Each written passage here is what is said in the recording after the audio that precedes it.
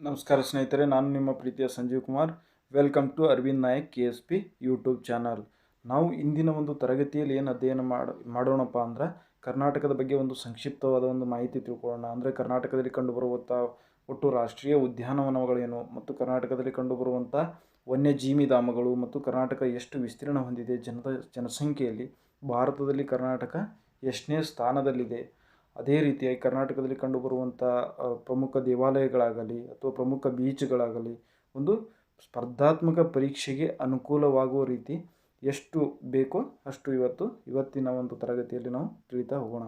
ಅದಕ್ಕಿಂತ ಒಂದು ಮುಂಚಿತವಾಗಿ ಏನಪ್ಪ ಅಂದ್ರೆ ನಿಮಗೆ ಪೊಲೀಸ್ ಇಲಾಖೆ ಬಗ್ಗೆ ಅಥವಾ ಪೊಲೀಸ್ ನೇಮಕಾತಿಯ ಬಗ್ಗೆ ಅಥವಾ ಒಂದು ಪೊಲೀಸ್ ಹುದ್ದೆಗಳ ಬಗ್ಗೆ ನಿಮಗೆ ಏನಾದರೂ ಗೊಂದಲಗಳಿದ್ದರೆ ಅಥವಾ ಅರ್ಜಿ ಸಲ್ಲಿಸಲಾಗಲಿ ಅಥವಾ ಈ ಸ್ಪರ್ಧಾತ್ಮಕ ಪರೀಕ್ಷೆಗೆ ತಯಾರಿ ನಡೆಸಲು ನಿಮಗೇನಾದರೂ ಗೊಂದಲಗಳಿದ್ದರೆ ದಯವಿಟ್ಟು ಈ ಸ್ಕ್ರೀನ್ ಮೇಲೆ ನೋಡಿ, ಈ ಸ್ಕ್ರೀನ್ ಮೇಲೆ ಅದಲ್ಲ, ಈ ಸ್ಕ್ರೀನ್ ಮೇಲೆ ಇರುವಂಥ ಒಂದು ನಂಬರ್ಗೆ ನೀವು ವಾಟ್ಸಪ್ ಮೂಲಕ ಮೆಸೇಜ್ ಮಾಡೋಕ್ಕೆ ಸಾಧ್ಯ ಆಗಿರಬೇಕು. ಯಾಕಂದರೆ ಹಲವಾರು ಒಂದು ವಿದ್ಯಾರ್ಥಿಗಳು ಏನು ಮಾಡ್ತಾಯಿದ್ರು ಅಂದ್ರೆ ವಿಡಿಯೋದ ಕೆಳಗೆ ಕಾಮೆಂಟ್ ಮಾಡ್ತಾಯಿದ್ರೆ ನಿಮಗೆ ಏನಾದರೂ ಸಮಸ್ಯೆಗಳಿದ್ದಾವೆ ಅಂದಾಗ ನಾವು ಸರ್ ಯಾವ ಪುಸ್ತಕಗಳು ಓದಬೇಕು ಮತ್ತು ಈ ದಿನ ಕರ್ನಾಟಕ ರಾಜ್ಯ ಪೊಲೀಸ್ ಇಲಾಖೆ ಅದಲ್ಲ ಅದು ಪರೀಕ್ಷೆಯನ್ನು ನಡೆಸ್ತಾ ಇತ್ತು. ಇವಾಗ ಕರ್ನಾಟಕ ಎಕ್ಸಾಮಿನೇಷನ್ ಅಥಾರಿಟಿ ಬೋರ್ಡ್ ಏನಪ್ಪ ಅಂದ್ರೆ ಪೊಲೀಸ್ ಇಲಾಖೆಯ ಪರೀಕ್ಷೆಗಳನ್ನು ನಡೆಸ್ತಾ ಇದೆ. ಹಾಗಾಗಿ ಇದಕ್ಕೆ ಏನು ಡಿಫ್ರೆನ್ಸ್ ಇರ್ತದೆ, ಒಂದು ಹಲವಾರು ನಿಮಗೆ ಯಾವುದೇ ರೀತಿಯಾಗಲಿ ಅಥವಾ ಫಿಸಿಕಲ್ ಬಗ್ಗೆ ಅಥವಾ ದೈಹಿಕ ಪರೀಕ್ಷೆ ಆಗಲಿ, ವೈದ್ಯಕೀಯ ಪರೀಕ್ಷೆ ಆಗಲಿ ಅಥವಾ ಪೊಲೀಸ್ ಕಾನ್ಸ್ಟೇಬಲ್ ಅದಲ್ಲ ಪೊಲೀಸ್ ಕಾನ್ಸ್ಟೇಬಲ್ ಪರೀಕ್ಷೆಯ ಏನೇ ಗೊಂದಲಗಳಿದ್ರೆ ದಯವಿಟ್ಟು ಈ ಸ್ಕ್ರೀನ್ ಮೇಲೆ ಕಾಣ್ತಾ ಇರೋ ಒಂದು ನಂಬರ್ಗೆ ನೀವು ಮೆಸೇಜ್ ಮಾಡೋಕ್ಕೆ ಸಾಧ್ಯ ಆಗಿರಬೇಕು. ನಾವು ರಿಪ್ಲೈ ಮಾಡ್ತಾ ಹೋಗ್ತೀವಿ.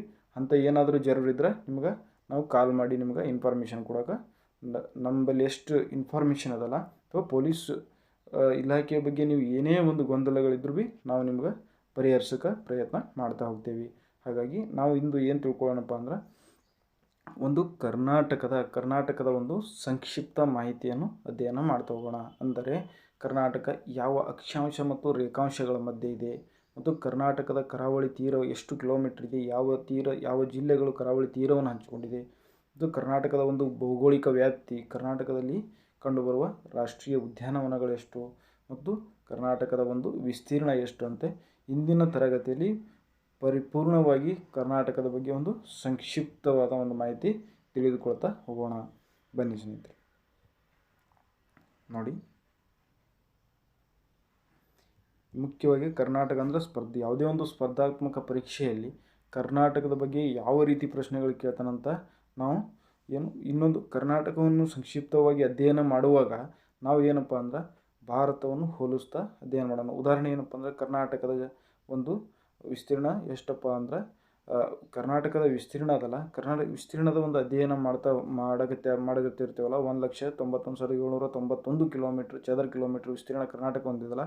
ಅದೇ ರೀತಿ ಭಾರತದ ವಿಸ್ತೀರ್ಣ ಎಷ್ಟು 32,87,763 ಚದರ ಕಿಲೋಮೀಟ್ರ್ ಭಾರತ ವಿಸ್ತೀರ್ಣ ಹೊಂದಿದೆ. ಈ ರೀತಿ ಹೋಲಿಕೆ ಮಾಡ್ತಾ ಓದ್ತಾ ಹೋದ್ರೆ ನಮ್ಗೆ ನೆನಪಿನ ಶಕ್ತಿ ಜಾಸ್ತಿ ಆಗ್ತದೆ ಅಥವಾ ನೆನಪಿಟ್ಕೊಳ್ಳೋಕೆ ಸಾಧ್ಯ ಆಗ್ತದೆ. ಹಾಗಾಗಿ ನಾವು ಮುಖ್ಯವಾಗಿ ಕರ್ನಾಟಕದ ಬಗ್ಗೆ ತಿಳ್ಕೊಳ್ಳೋಣ ಮತ್ತು ಇಲ್ಲಿ ಏನಾದರೂ ಮಾಹಿತಿಗಳನ್ನು ಮಿಸ್ ಆದಲ್ಲಿ ಮುಂದೆ ಪ್ರತಿದಿನ ಒಂದು ಅಥವಾ ಎರಡು ಅಥವಾ ಮೂರು ಜಿಲ್ಲೆಗಳ ಮಾಹಿತಿಯನ್ನು ನಾನು ಹೇಳ್ತಾ ಹೋಗ್ತೀನಿ. ಆವಾಗ ಇಲ್ಲಿ ಕವರ್ ಆಗದೇ ಇರುವ ಅಲ್ಲಿ ಏನು ಮಾಡ್ತೀನಿ ಕವರ್ ಮಾಡ್ತಾ ಹೋಗ್ತೀನಿ. ಹಾಗಾಗಿ ಮುಂದೆ ನೋಡೋಣ. ಪ್ರಸ್ತುತ ಕರ್ನಾಟಕವು ನೋಡಿ, ಈ ಕರ್ನಾಟಕವು ಏನಪ್ಪ ಅಂದ್ರೆ ಉದಯವಾದದ್ದು 1956 ನವೆಂಬರ್ 1 ಅಂದರೆ ರಾಜ್ಯಗಳ ಪುನರ್ವಿಂಗಡಣಾ ಕಾಯ್ದೆ 1956ಕ್ಕೆ ಬರ್ತದೆ ಸ್ನೇಹಿತರೆ. ಆ 56ಕ್ಕೆ ಬಂದಾಗ ಏನಾಗ್ತದೆ, ಈ ರಾಜ್ಯಗಳ ಪುನರ್ವಿಂಗಡಣಾ ಕಾಯ್ದೆ ಅದಲ್ಲ ಭಾರತ ದೇಶದಲ್ಲಿ 14 ರಾಜ್ಯಗಳು ಮತ್ತು 6 ಕೇಂದ್ರಾಡಳಿತ ಪ್ರದೇಶಗಳಾಗಿ ವಿಂಗಡಿಸ್ತದೆ. ಅದರಲ್ಲಿ ಕರ್ನಾಟಕ ರಾಜ್ಯವು ಒಂದು ಆಗಿರುತ್ತದೆ. ಕರ್ನಾಟಕ ಎಂದರೆ ಕಪ್ಪು ಮಣ್ಣಿನ ನಾಡು ಅಂತ ಕರಿತೀವಿ. ಕರ್ನಾಟಕ ಎಂದರೆ ಕಪ್ಪು ಮಣ್ಣಿನ ನಾಡು ಅಂತ ಕರಿತೀವಿ. ಅದರಲ್ಲಿ ಕವಿರಾಜ ಮಾರ್ಗದಲ್ಲಿ ಶ್ರೀ ವಿಜಯ ಬರೆದಂಥ ಒಂದು ಕವಿರಾಜ ಮಾರ್ಗದಲ್ಲಿ ಏನು ಉಲ್ಲೇಖ ಅದಪ್ಪ ಅಂದ್ರೆ ಕರ್ನಾಟಕ ರಾಜ್ಯವು ಗೋದಾವರಿ ನದಿಯಿಂದ ಕಾವೇರಿ ನದಿಯವರೆಗೆ ಅಥವಾ ಕಾವೇರಿ ನದಿಯಿಂದ ಗೋದಾವರಿ ನದಿಯವರೆಗೆ ತನ್ನ ವ್ಯಾಪ್ತಿಯನ್ನು ಹೊಂದಿತ್ತಂತೆ ಈ ಶ್ರೀ ವಿಜಯ ಬರೆದಂಥ ಒಂದು ಕವಿರಾಜ ಮಾರ್ಗ ಕೃತಿಯಲ್ಲಿ ಉಲ್ಲೇಖವಾಗಿದೆ ಸ್ನೇಹಿತರೆ. ಕರ್ನಾಟಕದ ಬಗ್ಗೆ ಇಲ್ಲಿದೆ ನೋಡಿ, ಕಾವೇರಿ ನದಿಯಿಂದ ಗೋದಾವರಿ ನದಿಯವರೆಗೆ ಉಲ್ಲೇಖವಾಗಿದೆ. ಮುಂದೆ ನೋಡಿ, ಇದರ ಭೌಗೋಳಿಕ ಸ್ಥಾನಮಾನ ನೋಡಿದಾಗ ಕರ್ನಾಟಕವು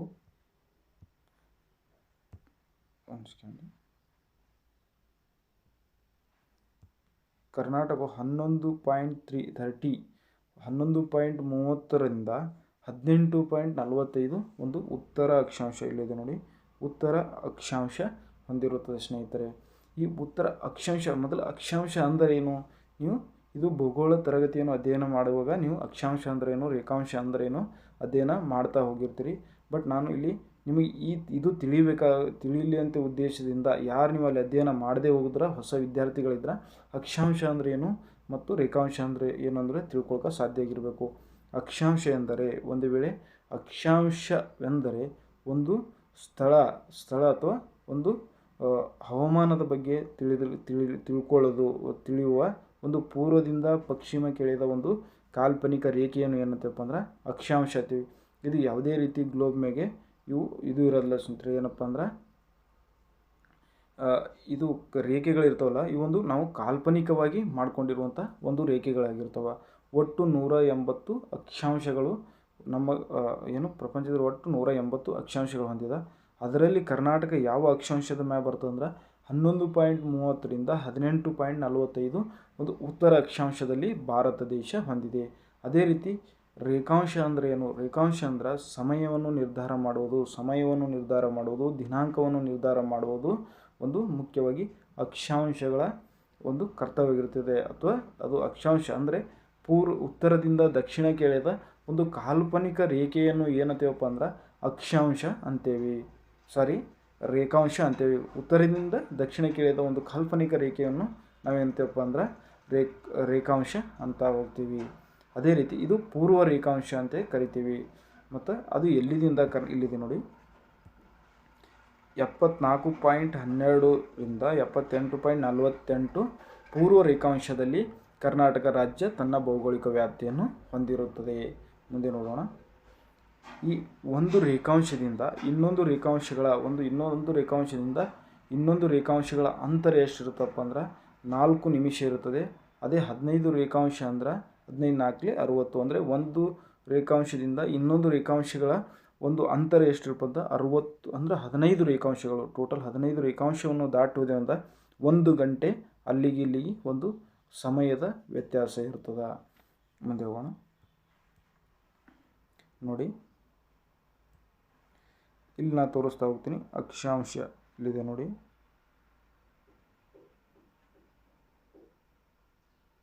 ಇದು ಕರ್ನಾಟಕದಲ್ಲಿ ತೋರಿಸ್ತೀನಿ. ಕರ್ನಾಟಕದ ಒಂದು ದಕ್ಷಿಣಕ್ಕೆ ಎಷ್ಟಪ್ಪ ಅಂದ್ರೆ 11.30. ಅದೇ ಉತ್ತರದ ಬೀದರ್ದಲ್ಲಿ ಇಲ್ಲಿದೆ ನೋಡಿ,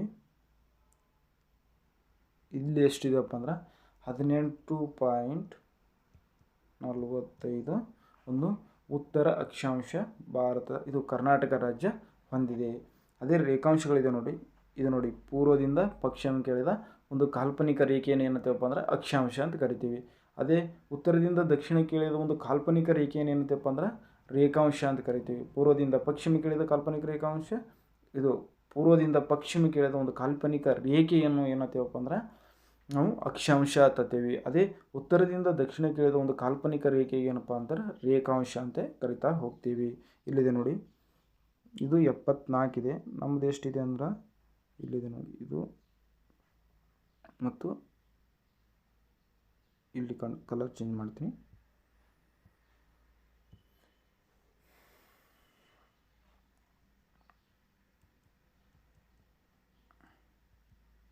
.48 ಇದು ಏನು ನಮ್ಮ ರೇಖಾಂಶ ಮತ್ತು ಅಕ್ಷಾಂಶಗಳ ಒಂದು ಮಾಹಿತಿ ಆಗಿರುತ್ತದೆ. ಮುಂದೆ ಹೋಗೋಣ.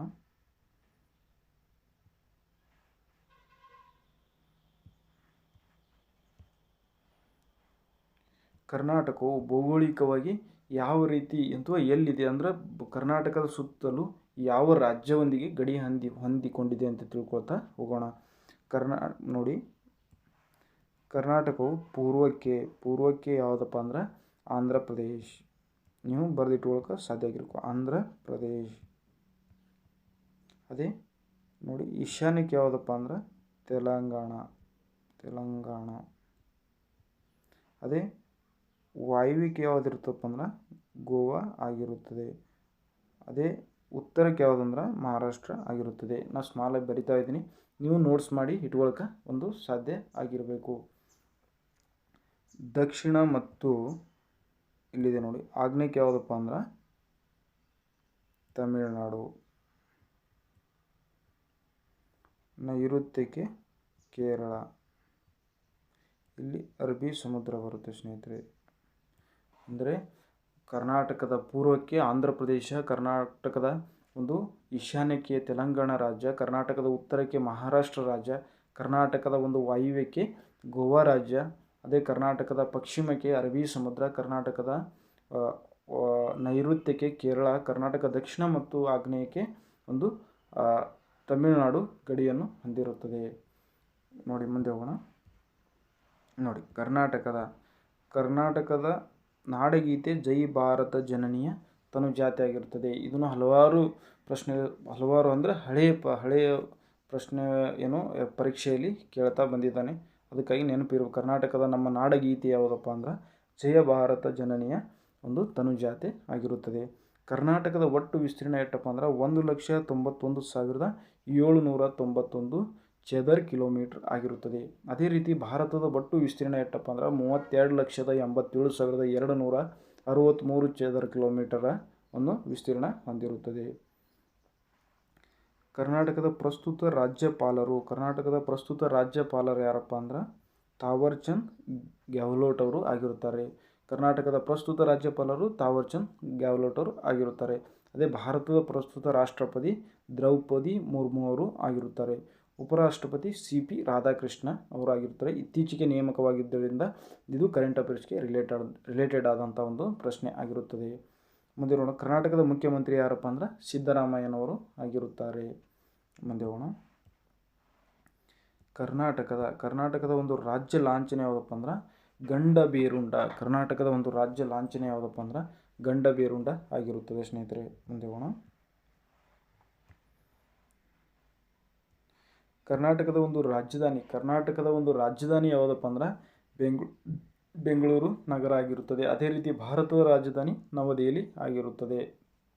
ನಾವು ಪ್ರಸ್ತುತ ಭಾರತದ ರಾಜಧಾನಿ ನವದೆಹಲಿ, ಪ್ರತಿಯೊಂದು ರಾಜ್ಯದ ಒಂದು ರಾಜಧಾನಿ ತಿಳಿತಾ ಹೋಗಬೇಕು. ಕೇರಳದ ತಿರುವನಂತಪುರ, ಅದೇ ರೀತಿ ಆಂಧ್ರ ಪ್ರದೇಶ ಆಗಲಿ, ತಮಿಳುನಾಡಾಗಲಿ, ಅದೇ ರೀತಿ ಏನಪ್ಪ ಅಂದ್ರೆ ಪಶ್ಚಿಮ ಬಂಗಾಳ ಚೆನ್ನೈ ಹಂಗತ್ತೀವಿ, ಅಸ್ಸಾಂ ದಿಸ್ಪುರ, ಸಿಕ್ಕಿಂದಾಗಲಿ ಅಥವಾ ಮಿಜೋರಾಂ ಐಜ್ವಾಲ, ಈ ಥರ ಪ್ರತಿಯೊಂದು ರಾಜ್ಯದ ಒಂದು ನಾವು ರಾಜಧಾನಿಯನ್ನು ತಿಳಿದುಕೊಳ್ತಾ ಹೋಗೋಣ. ಇಂದು ಕರ್ನಾಟಕ ರಾಜಧಾನಿ ಬೆಂಗಳೂರು ಆಗಿರುತ್ತದೆ. ಅದೇ ರೀತಿಯಾಗಿ ಅಧಿಕೃತ ಭಾಷೆ ಕರ್ನಾಟಕದ ಸಾಮಾನ್ಯ ಕನ್ನಡನೇ ಆಗಿರುತ್ತದೆ. ಕರ್ನಾಟಕವು ಭಾರತದಲ್ಲಿ 6ನೇ ಒಂದು ದೊಡ್ಡ ರಾಜ್ಯವಾಗಿದೆ. ಅಂದರೆ ವಿಸ್ತೀರ್ಣದಲ್ಲಿ 6ನೇ ಒಂದು ದೊಡ್ಡ ರಾಜ್ಯ ಯಾವುದಪ್ಪ ಅಂದ್ರೆ ಕರ್ನಾಟಕ ಆಗಿರುತ್ತದೆ ಸ್ನೇಹಿತರೆ. ಹಾಗಾಗಿ ವಿಸ್ತೀರ್ಣದಲ್ಲಿ ಅತಿ ದೊಡ್ಡ ರಾಜ್ಯ ಯಾವುದು ಅಂತ ನೀವು ಕಾಮೆಂಟ್ ಮೂಲಕ ತಿಳಿಸೋಕೆ ಸಾಧ್ಯ ಆಗಿರಬೇಕು. ಮತ್ತು ಇದು ಅತಿ ದೊಡ್ಡ ರಾಜ್ಯ ಯಾವುದಪ್ಪ ಅಂದ್ರೆ ಕರ್ನಾಟಕವು ಅತಿ ದೊಡ್ಡ ರಾಜ್ಯ, ಅಂದರೆ ವಿಸ್ತೀರ್ಣದಲ್ಲಿ ಅತಿ ದೊಡ್ಡ ರಾಜ್ಯ ವಿಸ್ತೀರ್ಣದಲ್ಲಿ ಒಂದು 6ನೇ ದೊಡ್ಡ ರಾಜ್ಯ ಕರ್ನಾಟಕ ಆಗಿರುತ್ತದೆ. ಅದೇ ರೀತಿ ಜನಸಂಖ್ಯೆಯಲ್ಲಿ ಕರ್ನಾಟಕವು 8ನೇ ದೊಡ್ಡ ರಾಜ್ಯವಾಗಿರುತ್ತದೆ. ನೋಡಿ, 8ನೇ ದೊಡ್ಡ ರಾಜ್ಯ ಆಗಿರುತ್ತದೆ. ಮುಂದೆ ಹೋಗೋಣ. ಕರ್ನಾಟಕದಲ್ಲಿ ಪ್ರಸ್ತುತವಾಗಿ ಕರ್ನಾಟಕದಲ್ಲಿ 31 ಜಿಲ್ಲೆಗಳು ಹೊಂದಿರುತ್ತವೆ. 31ನೇ ಜಿಲ್ಲೆ ಯಾವುದಪ್ಪ ಅಂದ್ರೆ ವಿಜಯನಗರ ಜಿಲ್ಲೆ 31ನೇ ಜಿಲ್ಲೆ ಆಗಿರುತ್ತದೆ. ಬಳ್ಳಾರಿಯಿಂದ 2021ರಲ್ಲಿ ವಿಂಗಡಣೆಯಾಗಿ ಹೊಸ ಜಿಲ್ಲೆಯಾಗಿ ಉದಯವಾಗಿದ್ದು ಯಾವುದಪ್ಪ ಅಂದ್ರೆ ಒಂದು ವಿಜಯನಗರ ಜಿಲ್ಲೆ ಆಗಿರುತ್ತದೆ. ಒಟ್ಟು ಕರ್ನಾಟಕದಲ್ಲಿ ತಾಲೂಕುಗಳು 236 ತಾಲೂಕುಗಳು ಕರ್ನಾಟಕದಲ್ಲಿ ಕಂಡು ಬರ್ತಾ ಹೋಗ್ತವೆ. 2011ರ ಸೆನ್ಸಸ್ ಅಥವಾ 2011ರ ಜನಗಣತಿಯ ಪ್ರಕಾರ ಕರ್ನಾಟಕದಲ್ಲಿ 29,340 ಗ್ರಾಮಗಳು ಹೊಂದಿರುತ್ತವೆ. ಹಾಗೆ ಹೋಗೋಣ. ನೋಡಿ, ಕರ್ನಾಟಕದಲ್ಲಿ ಕಂಡುಬರುವಂಥ ಒಟ್ಟು ಪಟ್ಟಣಗಳು ಎಷ್ಟಪ್ಪ ಅಂದ್ರೆ ಅಥವಾ ನಗರಗಳು ಎಷ್ಟಪ್ಪ ಅಂದ್ರೆ 347 ಆಗಿರುತ್ತದೆ. ಅದೇ ರೀತಿ ಹೋಬಳಿಗಳು 747 ಹೋಬಳಿಗಳು, ಪಟ್ಟಣ ಮತ್ತು ನಗರಗಳು 347 ಆಗಿರುತ್ತವೆ. ಕಂದಾಯ ವಿಭಾಗಗಳು ಅಂದರೆ 4 ಕಂದಾಯ ವಿಭಾಗಗಳು. ಕರ್ನಾಟಕದಲ್ಲಿ 4 ಕಂದಾಯ ವಿಭಾಗಗಳು ಯಾವುದಪ್ಪ ಅಂದ್ರೆ ಬೆಳಗಾವಿ ಕಂದಾಯ ವಿಭಾಗ, ಕಲಬುರಗಿ ಕಂದಾಯ ವಿಭಾಗ, ಬೆಂಗಳೂರು ಕಂದಾಯ ವಿಭಾಗ, ಮೈಸೂರು ಕಂದಾಯ ವಿಭಾಗ. ಒಟ್ಟು ಕರ್ನಾಟಕದಲ್ಲಿ 4 ಕಂದಾಯ ವಿಭಾಗಗಳು ಕಂಡು ಬರ್ತವೆ. ಪೊಲೀಸ್ ಕಮಿಷನರೇಟ್ಗಳು ಕರ್ನಾಟಕದಲ್ಲಿ ಎಷ್ಟು ಕಂಡು ಬರ್ತವೆ ಅಂದರೆ 6 ಕಮಿಷನರೇಟ್ಗಳು ಕಂಡು ಬರ್ತವೆ. ಕರ್ನಾಟಕದಲ್ಲಿ 7 ಏನಪ್ಪ ಅಂದ್ರೆ ಕರ್ನಾಟಕದಲ್ಲಿ 7 ಪೊಲೀಸ್ ವಲಯಗಳು ಕಂಡು ಬರ್ತಾ ಹೋಗ್ತವೆ ಸ್ನೇಹಿತರೆ. ಒಟ್ಟು 12 KSRP ಬೆಟಾಲಿಯನ್ಗಳು ಕಂಡು ಬರ್ತವೆ. 2 ಇದು IRB ಇಂಡಿಯನ್ ರಿಸರ್ವ್ ಬೆಟಾಲಿಯನ್ಗಳು ಕಂಡು ಬರ್ತಾ ಹೋಗ್ತವೆ. ಮತ್ತು ಮುಂದೆ ಹೋಗೋಣ. ಒಟ್ಟು 10 ಕೃಷಿ ವಲಯಗಳು ಸಹ ಕಂಡು ಬರ್ತವೆ, ಅದು ನೆನ್ಪಿಟ್ಕೊಳ್ಳೋಕೆ ಸಾಧ್ಯ ಆಗಿರಬೇಕು. ಮುಂದೆ ನೋಡಿ, 31 ಜಿಲ್ಲಾ ಪಂಚಾಯಿತಿಗಳು ಕಂಡು ಬರ್ತವೆ. ಒಟ್ಟು ಗ್ರಾಮ ಪಂಚಾಯಿತಿಗಳು ಕರ್ನಾಟಕದಲ್ಲಿ ಕಂಡುಬರುವಂಥ ಒಟ್ಟು ಗ್ರಾಮ ಪಂಚಾಯಿತಿಗಳ ಸಂಖ್ಯೆ ಎಷ್ಟಪ್ಪ ಅಂದ್ರೆ 6022 ಗ್ರಾಮ ಪಂಚಾಯಿತಿಗಳು ಕಾಣ್ತಾ ಬರ್ತವೆ. ಮುಂದೆ ಹೋಗೋಣ. ಕರ್ನಾಟಕದಲ್ಲಿ ನೋಡಿ, ಕರ್ನಾಟಕದಲ್ಲಿ ಒಟ್ಟು 6,11,30,704 ಜನಸಂಖ್ಯೆ ಹೊಂದಿದೆ. ಕರ್ನಾಟಕದ ಒಟ್ಟು ಜನಸಂಖ್ಯೆ ಎಷ್ಟಪ್ಪ ಅಂದ್ರೆ 6,11,30,704 ಜನಸಂಖ್ಯೆ ಹೊಂದಿರುತ್ತದೆ.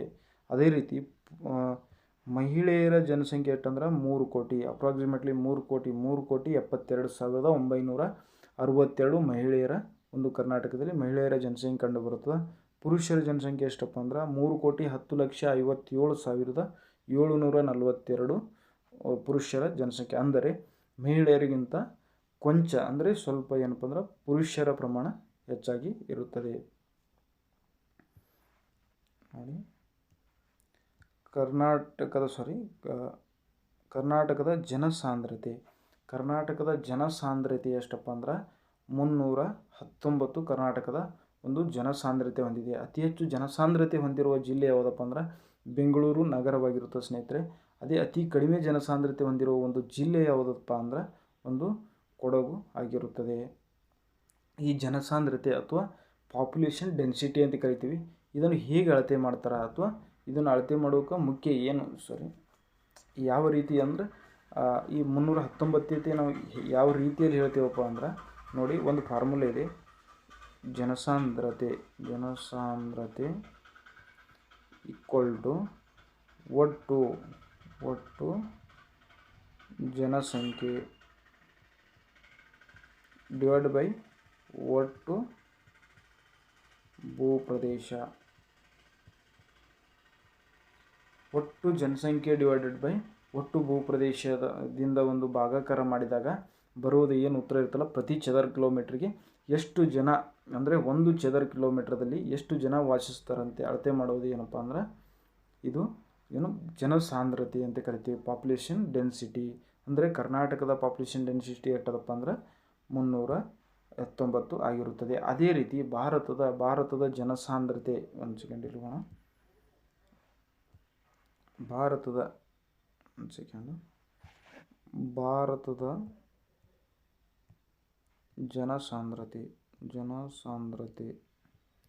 ಭಾರತದ ಜನಸಾಂದ್ರತೆ ಯಾವುದಪ್ಪ ಅಂದ್ರೆ 382 ಪ್ರತಿ ಚದರ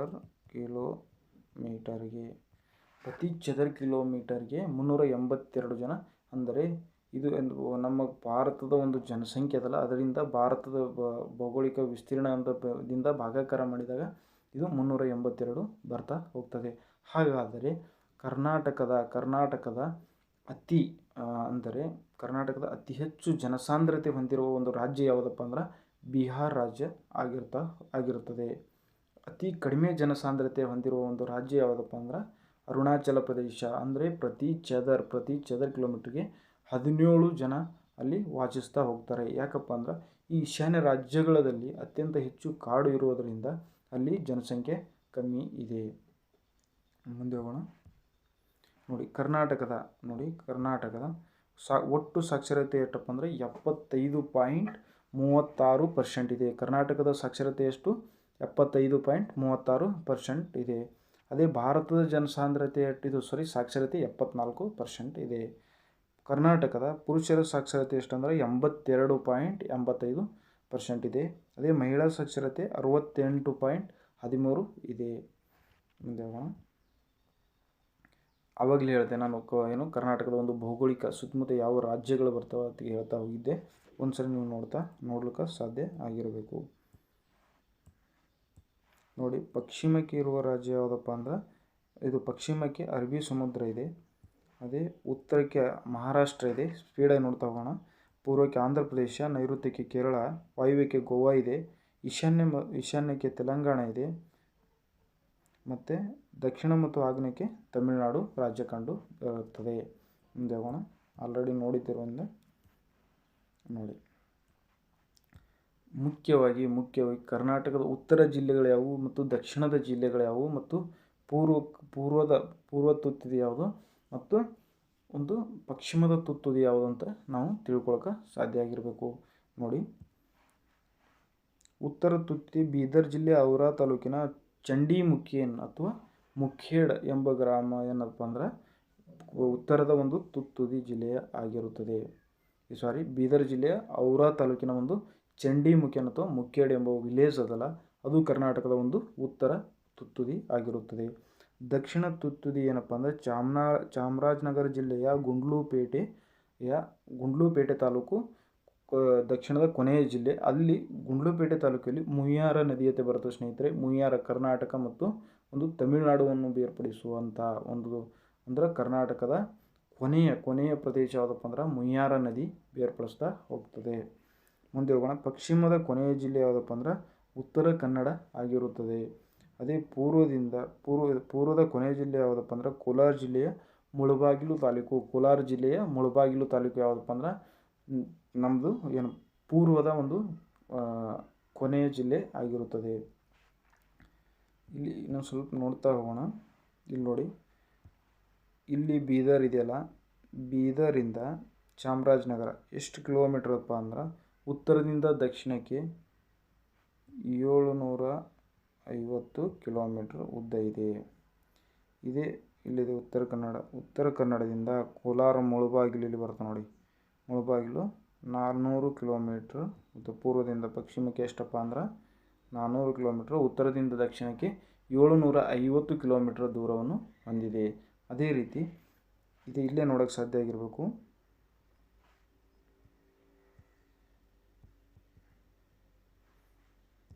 ಇಲ್ಲಿದೆ ನೋಡಿ, ಉತ್ತರ ಕನ್ನಡ, ಉಡುಪಿ ಮತ್ತು ದಕ್ಷಿಣ ಕನ್ನಡ ಇದು ಕರಾವಳಿ ತೀರ ಹೊಂದಿರುವಂಥ ಒಂದು ಜಿಲ್ಲೆಗಳು ಆಗಿರುತ್ತವೆ. ಒಟ್ಟು 320 ಕಿಲೋಮೀಟರ್ ಕರಾವಳಿ ತೀರಗಳು ಹೊಂದಿರುವಂಥ ಒಂದು ಜಿಲ್ಲೆ ಆಗಿರುತ್ತದೆ. ಮುಂದೆ ಹೋಗೋಣ.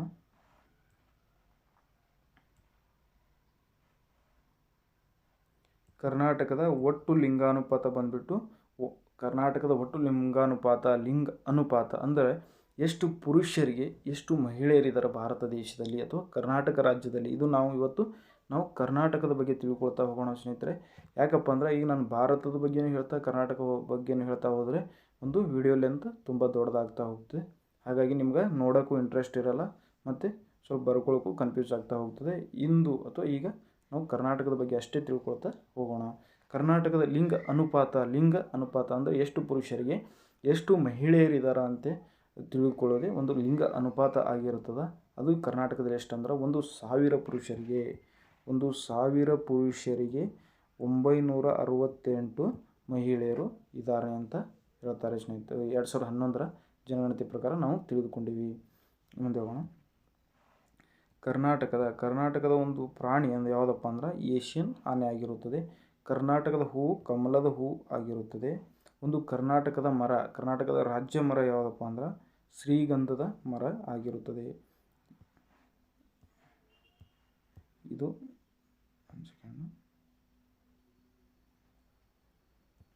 ಇವು ಶ್ರೀಗಂಧದ ಮರ ಆಗಿರುತ್ತದೆ. ಇದು ಆನೆಯ ಚಿತ್ರ ನೀವು ನೋಡೋಕೆ ಸಾಧ್ಯ ಆಗಿರಬೇಕು. ನೋಡಿ, ಕರ್ನಾಟಕದಲ್ಲಿ ಕಂಡುಬರುವ ಒಟ್ಟು ವಿಧಾನಸಭಾ ಸ್ಥಾನಗಳ ಸಂಖ್ಯೆ 224 ಆಗಿರುತ್ತದೆ. ಅದೇ ರೀತಿ ವಿಧಾನ ಪರಿಷತ್ತುಗಳು ಅಂದರೆ 75 ಸ್ಥಾನಗಳು ಹೊಂದಿವೆ. ಅದೇ ಈ ಏನು ವಿಧಾನಸಭೆಗೆ ಆಯ್ಕೆ ಆಗ್ತಾರಲ್ಲ ಅವರು ಜನರಿಂದ ನೇರವಾಗಿ ಆಯ್ಕೆಯಾದಂಥ ಜನಪ್ರತಿನಿಧಿಗಳು ಆಗಿರುತ್ತಾರೆ. ಅದೇ ರೀತಿ ವಿಧಾನ ಪರಿಷತ್ತಿಗೆ ಆಯ್ಕೆ ಆಗ್ತಾರಲ್ಲ ಅವರು ಪರೋಕ್ಷ ಚುನಾವಣೆಯ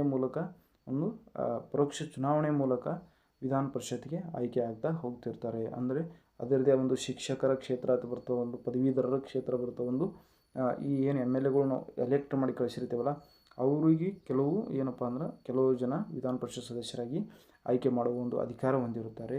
ಹಾಗೂ ವಿಶೇಷವಾಗಿ ಕಲೆ, ರಾಜಕೀಯದಲ್ಲಿ ಮತ್ತು ಒಂದು ವಿಶೇಷ ಪರಿಣಿತಿ ಹೊಂದಿದವರಿಗೆ 12 ಜನರಿಗೆ ನೇರವಾಗಿ ನಾಮಿನೇಟ್ ಮಾಡ್ತಾ ಹೋಗ್ತಾರೆ. ಕರ್ನಾಟಕದಲ್ಲಿ ಒಟ್ಟು ರಾಜ್ಯಸಭಾ ಸ್ಥಾನಗಳು 12 ಆಗಿರುತ್ತವೆ. ಒಟ್ಟು ಲೋಕಸಭಾ ಸ್ಥಾನಗಳು ಎಷ್ಟಪ್ಪ ಅಂದರೆ 28 ಲೋಕಸಭಾ ಸ್ಥಾನಗಳು ಹೊಂದಿರುತ್ತದೆ. ಮುಂದೆ ನೋಡೋಣ. ನೋಡಿ, ಕರ್ನಾಟಕದಲ್ಲಿ ವಿಸ್ತೀರ್ಣದಲ್ಲಿ ಅತಿ ದೊಡ್ಡ ಜಿಲ್ಲೆ ಯಾವುದು? ಕರ್ನಾಟಕದಲ್ಲಿ ವಿಸ್ತೀರ್ಣದಲ್ಲಿ ಅತಿ ದೊಡ್ಡ ಜಿಲ್ಲೆ ಯಾವುದು? ವಿಸ್ತೀರ್ಣದಲ್ಲಿ ಅತಿ ದೊಡ್ಡ ಜಿಲ್ಲೆ 1, 2, 3 ಆದರೂ ನೆನಪಿಟ್ಕೊಳ್ಳೋಕೆ ಒಂದು ಸಾಧ್ಯ ಆಗಿರಬೇಕು. ಯಾಕಂದರೆ ಇತ್ತೀಚಿನ ಒಂದು KA BA ಎಕ್ಸಾಮ್ ಇತ್ತಲ್ಲ, ವಿಲೇಜ್ ಅಕೌಂಟೆಂಟ್ ಅಥವಾ ಗ್ರಾಮ ಲೆಕ್ಕಿ ಅಥವಾ ಗ್ರಾಮ ಆಡಳಿತ ಅಧಿಕಾರಿ ಒಂದು ಪರೀಕ್ಷೆಯಲ್ಲಿತ್ತಲ್ಲ, ಅಲ್ಲಿ 1, 2, 3 ಹಿಂಗೆ ಈ ಥರ ಕೇಳ್ತಾನೆ.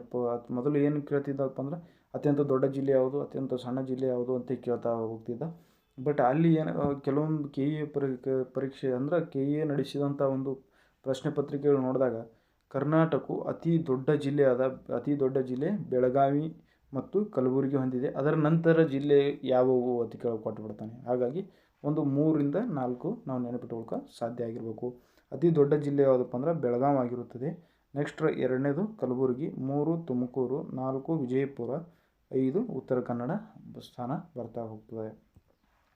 ಇದು ವಿಸ್ತೀರ್ಣದಲ್ಲಿ ನಾನು ಹೇಳ್ತಾ ಇರೋದು. ವಿಸ್ತೀರ್ಣದಲ್ಲಿ ಅತಿ ಚಿಕ್ಕ ಜಿಲ್ಲೆ ಯಾವುದಪ್ಪ ಅಂದ್ರೆ ಒಂದು ಸಾಮಾನ್ಯವಾಗಿ ಬೆಂಗಳೂರು ನಗರ ಆಗಿರುತ್ತದೆ ಮತ್ತು ಕೊಡಗು ಆಗಿರುತ್ತದೆ. ನೋಡಿ, ಕರ್ನಾಟಕ ರಾಜ್ಯದಲ್ಲಿ ಕಂಡುಬರುವಂಥ ಒಂದು ರಾಷ್ಟ್ರೀಯ ಉದ್ಯಾನವನಗಳು ಎಷ್ಟು? ಕರ್ನಾಟಕದಲ್ಲಿ ಕಂಡುಬರುವಂಥ ರಾಷ್ಟ್ರೀಯ ಉದ್ಯಾನವನಗಳು ಎಷ್ಟಪ್ಪ ಅಂದ್ರೆ 5 ರಾಷ್ಟ್ರೀಯ ಉದ್ಯಾನವನಗಳು ಕಾಣ್ತಾ ಬರ್ತಿದೆ ಸ್ನೇಹಿತರೆ. ಅಂದರೆ ಕರ್ನಾಟಕ ರಾಜ್ಯದಲ್ಲಿ 5 ರಾಷ್ಟ್ರೀಯ ಉದ್ಯಾನವನಗಳು ಅಂದರೆ ಭಾರತದಲ್ಲಿ 104 ರಾಷ್ಟ್ರೀಯ ಉದ್ಯಾನವನಗಳು ಹೊಂದಿವೆ. ಕರ್ನಾಟಕದಲ್ಲಿ 33 ವನ್ಯಜೀವಿಗಳಾದರೆ ಭಾರತದಲ್ಲಿ 573 ವನ್ಯಜೀವಿ ಧಾಮಗಳು ಭಾರತದಲ್ಲಿ ಕಂಡುಬರುತ್ತವೆ. ಕರ್ನಾಟಕದಲ್ಲಿ 4 ಸ್ಥಳಗಳು ಯುನೆಸ್ಕೋ ಪಾರಂಪರಿಕ ಪಟ್ಟಿಗೆ ಸೇರಿದರೆ ಭಾರತದಲ್ಲಿ 44 ಸ್ಥಳಗಳು ಯುನೆಸ್ಕೋ ಪಾರಂಪರಿಕ ಪಟ್ಟಿಗೆ ಸೇರುತ್ತಾ ಹೋಗಿರುತ್ತವೆ. ನೋಡೋಣ ಮುಂದೆ. ನೋಡಿ, ಕರ್ನಾಟಕ ರಾಜ್ಯದಲ್ಲಿ ಕಂಡುಬರುವಂಥ 5 ರಾಷ್ಟ್ರೀಯ ಉದ್ಯಾನವನಗಳು ಬಂಡೀಪುರ. ನೋಡಿ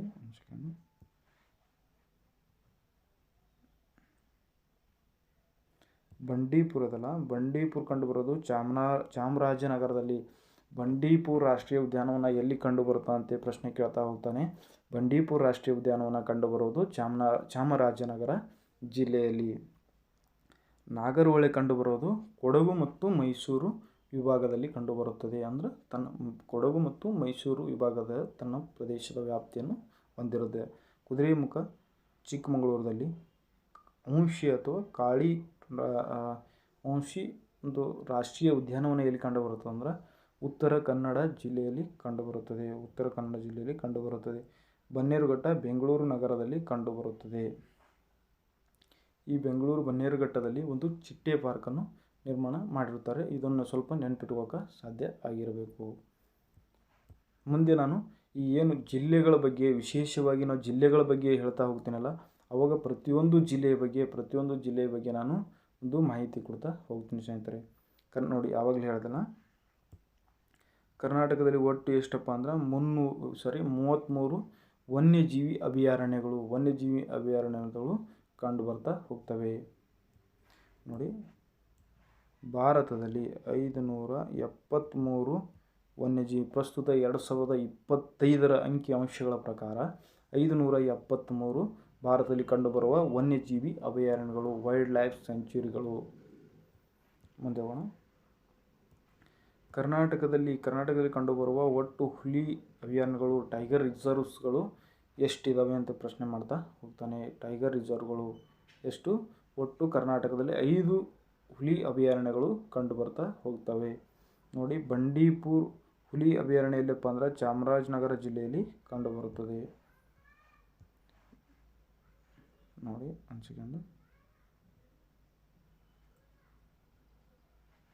ಮತ್ತು ನಾಗರಹೊಳೆ ಹುಲಿ ಸಂರಕ್ಷಣಾ ಪ್ರದೇಶ ಎಲ್ಲಿ ಕಂಡುಬರುತ್ತಪ್ಪ ಅಂದ್ರೆ ಒಂದು ಕೊಡಗು ಮತ್ತು ಮೈಸೂರು ಭಾಗಗಳಲ್ಲಿ ಕಂಡುಬರುತ್ತದೆ. ಭದ್ರಾವತಿ BRT ಹುಲಿಯಲ್ಲಿ ಕಂಡುಬರ್ತದೆ. ಚಿಕ್ಕಮಗಳೂರು ಮತ್ತು ಶಿವಮೊಗ್ಗ ಪ್ರದೇಶದಲ್ಲಿ ಕಂಡುಬರ್ತಾ ಹೋಗ್ತದೆ. ಭದ್ರಾ ಎಲ್ಲಿ ಕಂಡು ಬರುತ್ತಪ್ಪ ಅಂದ್ರೆ ಶಿವಮೊಗ್ಗ ಜಿಲ್ಲೆಯಲ್ಲಿ ಕಂಡು ಬರ್ತಾ ಹೋಗ್ತದೆ. ಅದೇ BRT ಎಲ್ಲಿ ಕಂಡು ಬರುತ್ತಪ್ಪ ಅಂದ್ರೆ ಚಾಮರಾಜನಗರ ಜಿಲ್ಲೆಯಲ್ಲಿ ಕಂಡು ಬರುತ್ತದೆ. ಬಿಳಿಗಿರಿ ರಂಗನಸ್ವಾಮಿ ದೇವಾಲಯ ಅಂತ ಕರಿತೀವಿ. BRT ಬಿಳಿಗಿರಿ ರಂಗಸ್ವಾಮಿ ಟೆಂಪಲ್ ಅಥವಾ ಏನು ಬಿಳಿಗಿರಿ ರಂಗಸ್ವಾಮಿ ಬೆಟ್ಟ ಹುಲಿ ಸಂರಕ್ಷಿತ ಪ್ರದೇಶ ಎಲ್ಲಿ ಕಂಡು ಬರುತ್ತಪ್ಪ ಅಂದ್ರೆ ಚಾಮರಾಜನಗರ ಜಿಲ್ಲೆಯಲ್ಲಿ ಕಂಡು ಬರ್ತಾ ಹೋಗ್ತದೆ. ಮತ್ತು ಕಾಳಿ ಹುಲಿ ಸಂರಕ್ಷಣಾ ಪ್ರದೇಶ ಎಲ್ಲಪ್ಪ ಅಂದ್ರೆ ಉತ್ತರ ಕನ್ನಡ ಜಿಲ್ಲೆಯಲ್ಲಿ ಕಂಡು ಬರುತ್ತದೆ. ಇದರ ಹಳೆಯ ಹೆಸರು ಏನಪ್ಪ ಅಂದ್ರೆ ದಾಂಡೇಲಿ ಔಂಶಿ ಹುಲಿ ಅಭಯಾರಣ್ಯ ಅಥವಾ ಹುಲಿ ಸಂರಕ್ಷಿತ ಪ್ರದೇಶ ಅಂತ ಕರಿತಿದ್ರು. ಪ್ರಸ್ತುತ ಅದಕ್ಕೆ ಕಾಳಿ ಹುಲಿ ಸಂರಕ್ಷಿತ ಅಥವಾ ಸಂರಕ್ಷಣಾ ಪ್ರದೇಶ ಅಂತ ಕರಿತಾ ಹೋಗ್ತಾರೆ. ಮುಖ್ಯವಾಗಿ ಕಾಮೆಂಟ್ ಮೂಲಕ ಏನು ತಿಳ್ಕೊಬೇಕಪ್ಪ ಅಂದ್ರೆ ರಾಷ್ಟ್ರೀಯ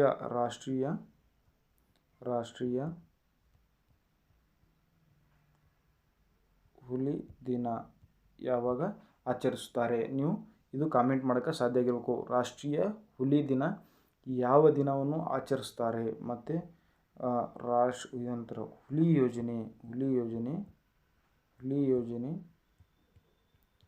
ಯೋಜನೆ ಯಾವ ವರ್ಷ ಬರುತ್ತದೆ? ಹುಲಿ ಯೋಜನೆ ಯಾವ ವರ್ಷ ಪ್ರಾರಂಭವಾಯಿತು?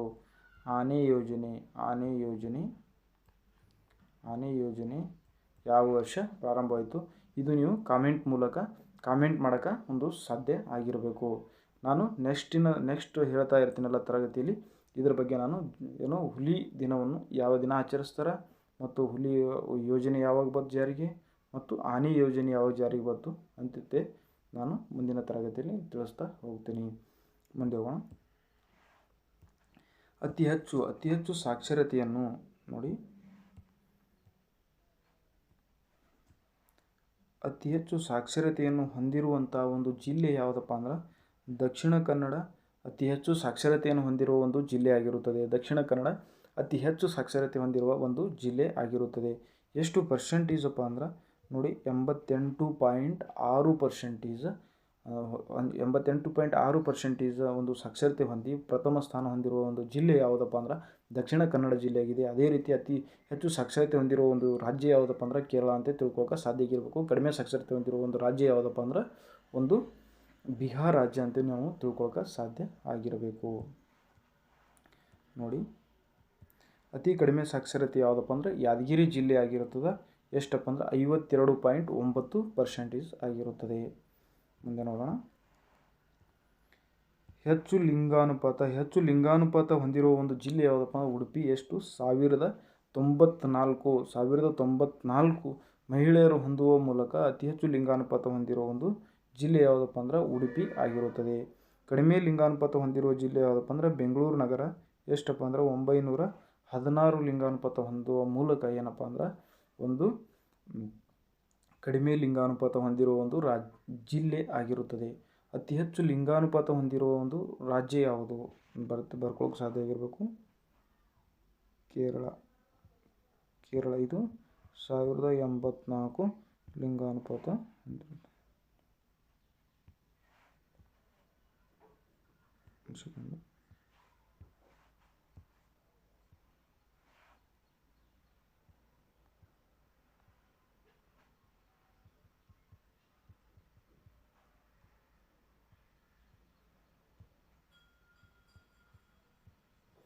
ಕೇರಳವು 1084 ಜನಸಂಖ್ಯೆ ಮಹಿಳೆಯರು ಲಿಂಗಾನುಪಾತ ಹೊಂದುವ ಮೂಲಕ ಅತಿ ಹೆಚ್ಚು ಲಿಂಗಾನುಪಾತ ಹೊಂದಿರುವ ರಾಜ್ಯ ಕೇರಳ ಆಗಿರುತ್ತದೆ. ಅತಿ ಕಡಿಮೆ ಲಿಂಗಾನುಪಾತ ಹೊಂದಿರುವ ರಾಜ್ಯ ಬಿಹಾರ್ ಆಗಿರುತ್ತದೆ, 877. ಇದು ಸ್ವಲ್ಪ ನೆನಪಿಟ್ಟುಕೊಳ್ಳೋಕೆ ಸಾಧ್ಯ ಆಗಿರಬೇಕು. ಕರ್ನಾಟಕದಲ್ಲಿ ಕಂಡುಬರುವಂಥ ಪ್ರಮುಖ ಬುಡಕಟ್ಟು ಜನಾಂಗಗಳು. ಕರ್ನಾಟಕದಲ್ಲಿ ಕಂಡುಬರುವಂಥ ಒಂದು ಪ್ರಮುಖ ಬುಡಕಟ್ಟು ಜನಾಂಗಗಳು ಯಾವಪ್ಪ ಅಂದ್ರೆ ನೋಡಿ, ಸೋಲಿಗರು, ಜೇನುಕುರುಬ, ಕಾಡು ಕುರುಬ ಮತ್ತು ಬೇಡರು, ಹಕ್ಕಿಪಿಕ್ಕಿ, ಸಿದ್ದಿ, ಕೊರಗ ಮತ್ತು ಈರುಳಿಗ ಇವು ಕರ್ನಾಟಕದಲ್ಲಿ ಕಂಡುಬರುವಂಥ ಒಂದು ಪ್ರಮುಖ ಒಂದು ಬುಡಕಟ್ಟು ಜನಾಂಗ ಆಗಿರುತ್ತವೆ. ಅದೇ ಚಾಂಪಿಯನ್ ಬುಡಕಟ್ಟು ಕಂಡು ಬರ್ತಾವಲ್ರಿ ಅಂಡಮಾನ್ ನಿಕೋಬಾರ್ದಾಗ, ಚುಟಿಯಾ ಬುಡಕಟ್ಟು, ಓರ್ಲಿ ಬುಡಕಟ್ಟು ಜನಾಂಗ, ಇವೆಲ್ಲ ಯಾವ ಒಂದು ಭಾರತದಲ್ಲಿ ಕಂಡುಬರುವಂಥ ಅವು ಬುಡಕಟ್ಟು ಜನಾಂಗ ಆಯಿತು. ಕರ್ನಾಟಕದಲ್ಲಿ ಸೋಲಿಗ ಬುಡಕಟ್ಟು ಜನಾಂಗ, ಜೇನುಕುರುಬ, ಕಾಡು ಕುರುಬ ಮತ್ತು ಬೇಡರು, ಹಕ್ಕಿಪಿಕ್ಕಿ, ಸಿದ್ದಿ, ಕೊರಗ ಮತ್ತು ಈರುಳಿಗ ಜನಾಂಗದವರೆಲ್ಲ ಕರ್ನಾಟಕದಲ್ಲಿ ಕಂಡುಬರುವಂಥ ಒಂದು ಪ್ರಮುಖ ಬುಡಕಟ್ಟು ಜನಾಂಗ ಆಗಿರುತ್ತಾರೆ. ಮುಂದೆ ಹೋಗೋಣ. ನೋಡಿ, ಕರ್ನಾಟಕದಲ್ಲಿ ಕಂಡುಬರುವಂಥ ಪ್ರಮುಖ ರಾಷ್ಟ್ರೀಯ ವಿಮಾನ ನಿಲ್ದಾಣಗಳು ಅಂತಾರಾಷ್ಟ್ರೀಯ ವಿಮಾನ ನಿಲ್ದಾಣಗಳು. ದೇಶೀಯ ವಿಮಾನ ನಿಲ್ದಾಣಗಳು ಕರ್ನಾಟಕ ಹಲವಾರು ಜಿಲ್ಲೆಗಳು ಅದಾವ. ಕಲಬುರಗಿಯಲ್ಲದ, ಮತ್ತು ಬೆಳಗಾವಿಯಲ್ಲದ, ಮತ್ತು ಹುಬ್ಬಳ್ಳಿಯಲ್ಲದ. ಇದೇ ರೀತಿ ಹಲವಾರು ಕೆಲವು ಜಿಲ್ಲೆಗಳಲ್ಲಿ 5 ಜಿಲ್ಲೆಗಳಲ್ಲಿ ದೇಶೀಯ ವಿಮಾನ ನಿಲ್ದಾಣಗಳು ಹೊಂದಿದ್ದಾವ. ಆದರೆ ಅಂತಾರಾಷ್ಟ್ರೀಯ ವಿಮಾನ ನಿಲ್ದಾಣಗಳು ಕರ್ನಾಟಕದಲ್ಲಿ ಕಂಡುಬರುವ ಅಂತಾರಾಷ್ಟ್ರೀಯ ವಿಮಾನ ನಿಲ್ದಾಣಗಳ ಸಂಖ್ಯೆ ಎಷ್ಟಪ್ಪ ಅಂದ್ರೆ ಕೇವಲ 2 ಯಾವಪ್ಪ ಅಂದ್ರೆ ಒಂದು ದೇವನಹಳ್ಳಿಯಲ್ಲಿ ಕಂಡುಬರುವಂಥ ಕೆಂಪೇಗೌಡ ಅಂತಾರಾಷ್ಟ್ರೀಯ ವಿಮಾನ ನಿಲ್ದಾಣ ಮತ್ತು ಮಂಗಳೂರು ಅಂತಾರಾಷ್ಟ್ರೀಯ ವಿಮಾನ ನಿಲ್ದಾಣ. ಆದರೆ ಮಂಗಳೂರು ಅಂತಾರಾಷ್ಟ್ರೀಯ ನಿಲ್ದಾಣ ಪ್ರಸ್ತುತ ಖಾಸಗಿಯವರು ನಿರ್ವಹಿಸಲ್ಪಡುವಂಥ ಒಂದು ಅಂತಾರಾಷ್ಟ್ರೀಯ ವಿಮಾನ ನಿಲ್ದಾಣ. ಖಾಸಗಿಯವರಿಂದ ಅಂದರೆ ಅದಾನಿ ಕಂಪನಿಯ ಒಂದು ಒಡೆತನದಲ್ಲಿ ಇರುವಂಥ ಒಂದು ಅಂತಾರಾಷ್ಟ್ರೀಯ ನಿಲ್ದಾಣ ಯಾವುದಪ್ಪ ಅಂದರೆ ಒಂದು ಮಂಗಳೂರು ಅಂತಾರಾಷ್ಟ್ರೀಯ ವಿಮಾನ ನಿಲ್ದಾಣ ಆಗಿರುತ್ತದೆ. ಆದರೆ ನಾವು ತಿಳ್ಕೊಳ್ಬೇಕಾಗಿದ್ದು ಕರ್ನಾಟಕದಲ್ಲಿ ಕಂಡುಬರುವಂಥ ಅಂತಾರಾಷ್ಟ್ರೀಯ ವಿಮಾನ ನಿಲ್ದಾಣಗಳು ಯಾವಪ್ಪ ಅಂದ್ರೆ ಒಂದು ಕೆಂಪೇಗೌಡ ಅಂತಾರಾಷ್ಟ್ರೀಯ ವಿಮಾನ ನಿಲ್ದಾಣ, ಒಂದು ಮಂಗಳೂರು ಅಂತಾರಾಷ್ಟ್ರೀಯ ವಿಮಾನ ನಿಲ್ದಾಣ ಅಂತ ನೆನಪಿಟ್ಕೊಳ್ಳೋಕೆ ಸಾಧ್ಯ ಆಗಿರಬೇಕು. ನೋಡಿ, ಅತಿ ಹೆಚ್ಚು ಮತ್ತು ಅತಿ ಕಡಿಮೆ ಅರಣ್ಯ ಪ್ರದೇಶವನ್ನು ಹೊಂದಿರುವ ಅತಿ ಕಡಿಮೆ ಅರಣ್ಯ ಪ್ರದೇಶ ಹೊಂದಿರುವ ಜಿಲ್ಲೆ ಯಾವುದಪ್ಪ ಅಂದ್ರೆ ಉತ್ತರ ಕನ್ನಡ ಜಿಲ್ಲೆ ಮತ್ತು ಶಿವಮೊಗ್ಗ. ಕರ್ನಾಟಕದಲ್ಲಿ ಅತಿ ಹೆಚ್ಚು ಅರಣ್ಯ ಪ್ರದೇಶ ಹೊಂದಿರುವ ಜಿಲ್ಲೆ ಯಾವುದಪ್ಪ ಅಂದ್ರೆ ಒಂದು ಉತ್ತರ ಕನ್ನಡ ಮತ್ತು ಶಿವಮೊಗ್ಗ ಆಗಿರುತ್ತದೆ. ಆದರೆ ಅತಿ ಕಡಿಮೆ ಅರಣ್ಯ ಪ್ರದೇಶ ಹೊಂದಿರುವಂಥ ಒಂದು ಜಿಲ್ಲೆ ಯಾವುದಪ್ಪ ಅಂದ್ರೆ ಕಡಿಮೆ ಅಂದರೆ ಬಿಜಾಪುರ ಜಿಲ್ಲೆ. ಇಲ್ಲಿ ಹಾಕಿದ್ದೀನಿ ನೋಡಿ, ವಿಜಯಪುರ ಮತ್ತು ಮೈಸೂರು. ಅತಿ ಕಡಿಮೆ ಅಂದರೆ ವಿಜಯಪುರ ಜಿಲ್ಲೆ ಅತಿ ಕಡಿಮೆ ಅರಣ್ಯ ಪ್ರದೇಶ ಹೊಂದಿರುವ ಒಂದು ಜಿಲ್ಲೆ ಆಗಿರುತ್ತದೆ. ಅದೇ ರೀತಿ ಅತಿ ಹೆಚ್ಚು ಅರಣ್ಯ ಪ್ರದೇಶವನ್ನು ಹೊಂದಿರುವ ಮಧ್ಯಪ್ರದೇಶ್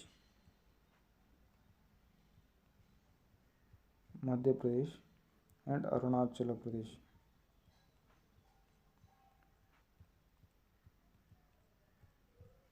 ಇವು ಮಧ್ಯಪ್ರದೇಶ ಮತ್ತು ಅರುಣಾಚಲ ಪ್ರದೇಶ ಏನದವಲ್ಲ ಅತಿ ಹೆಚ್ಚು ಅರಣ್ಯ ಪ್ರದೇಶಗಳನ್ನು ಹೊಂದಿರುವಂಥ ಒಂದು ರಾಜ್ಯಗಳು ಆಗಿರುತ್ತವೆ. ಅದೇ ರೀತಿಯಾಗಿ ಅತಿ ಕಡಿಮೆ ಅರಣ್ಯ ಪ್ರದೇಶಗಳನ್ನು ಹೊಂದಿರುವ ರಾಜ್ಯಗಳನ್ನು ತಿಳ್ಕೊಳ್ತಾ ಹೋಗೋಣ. ಅತಿ ಕಡಿಮೆ ಅರಣ್ಯ ಪ್ರದೇಶಗಳನ್ನು ಹೊಂದಿರುವ ನೋಡಿ ಅತಿ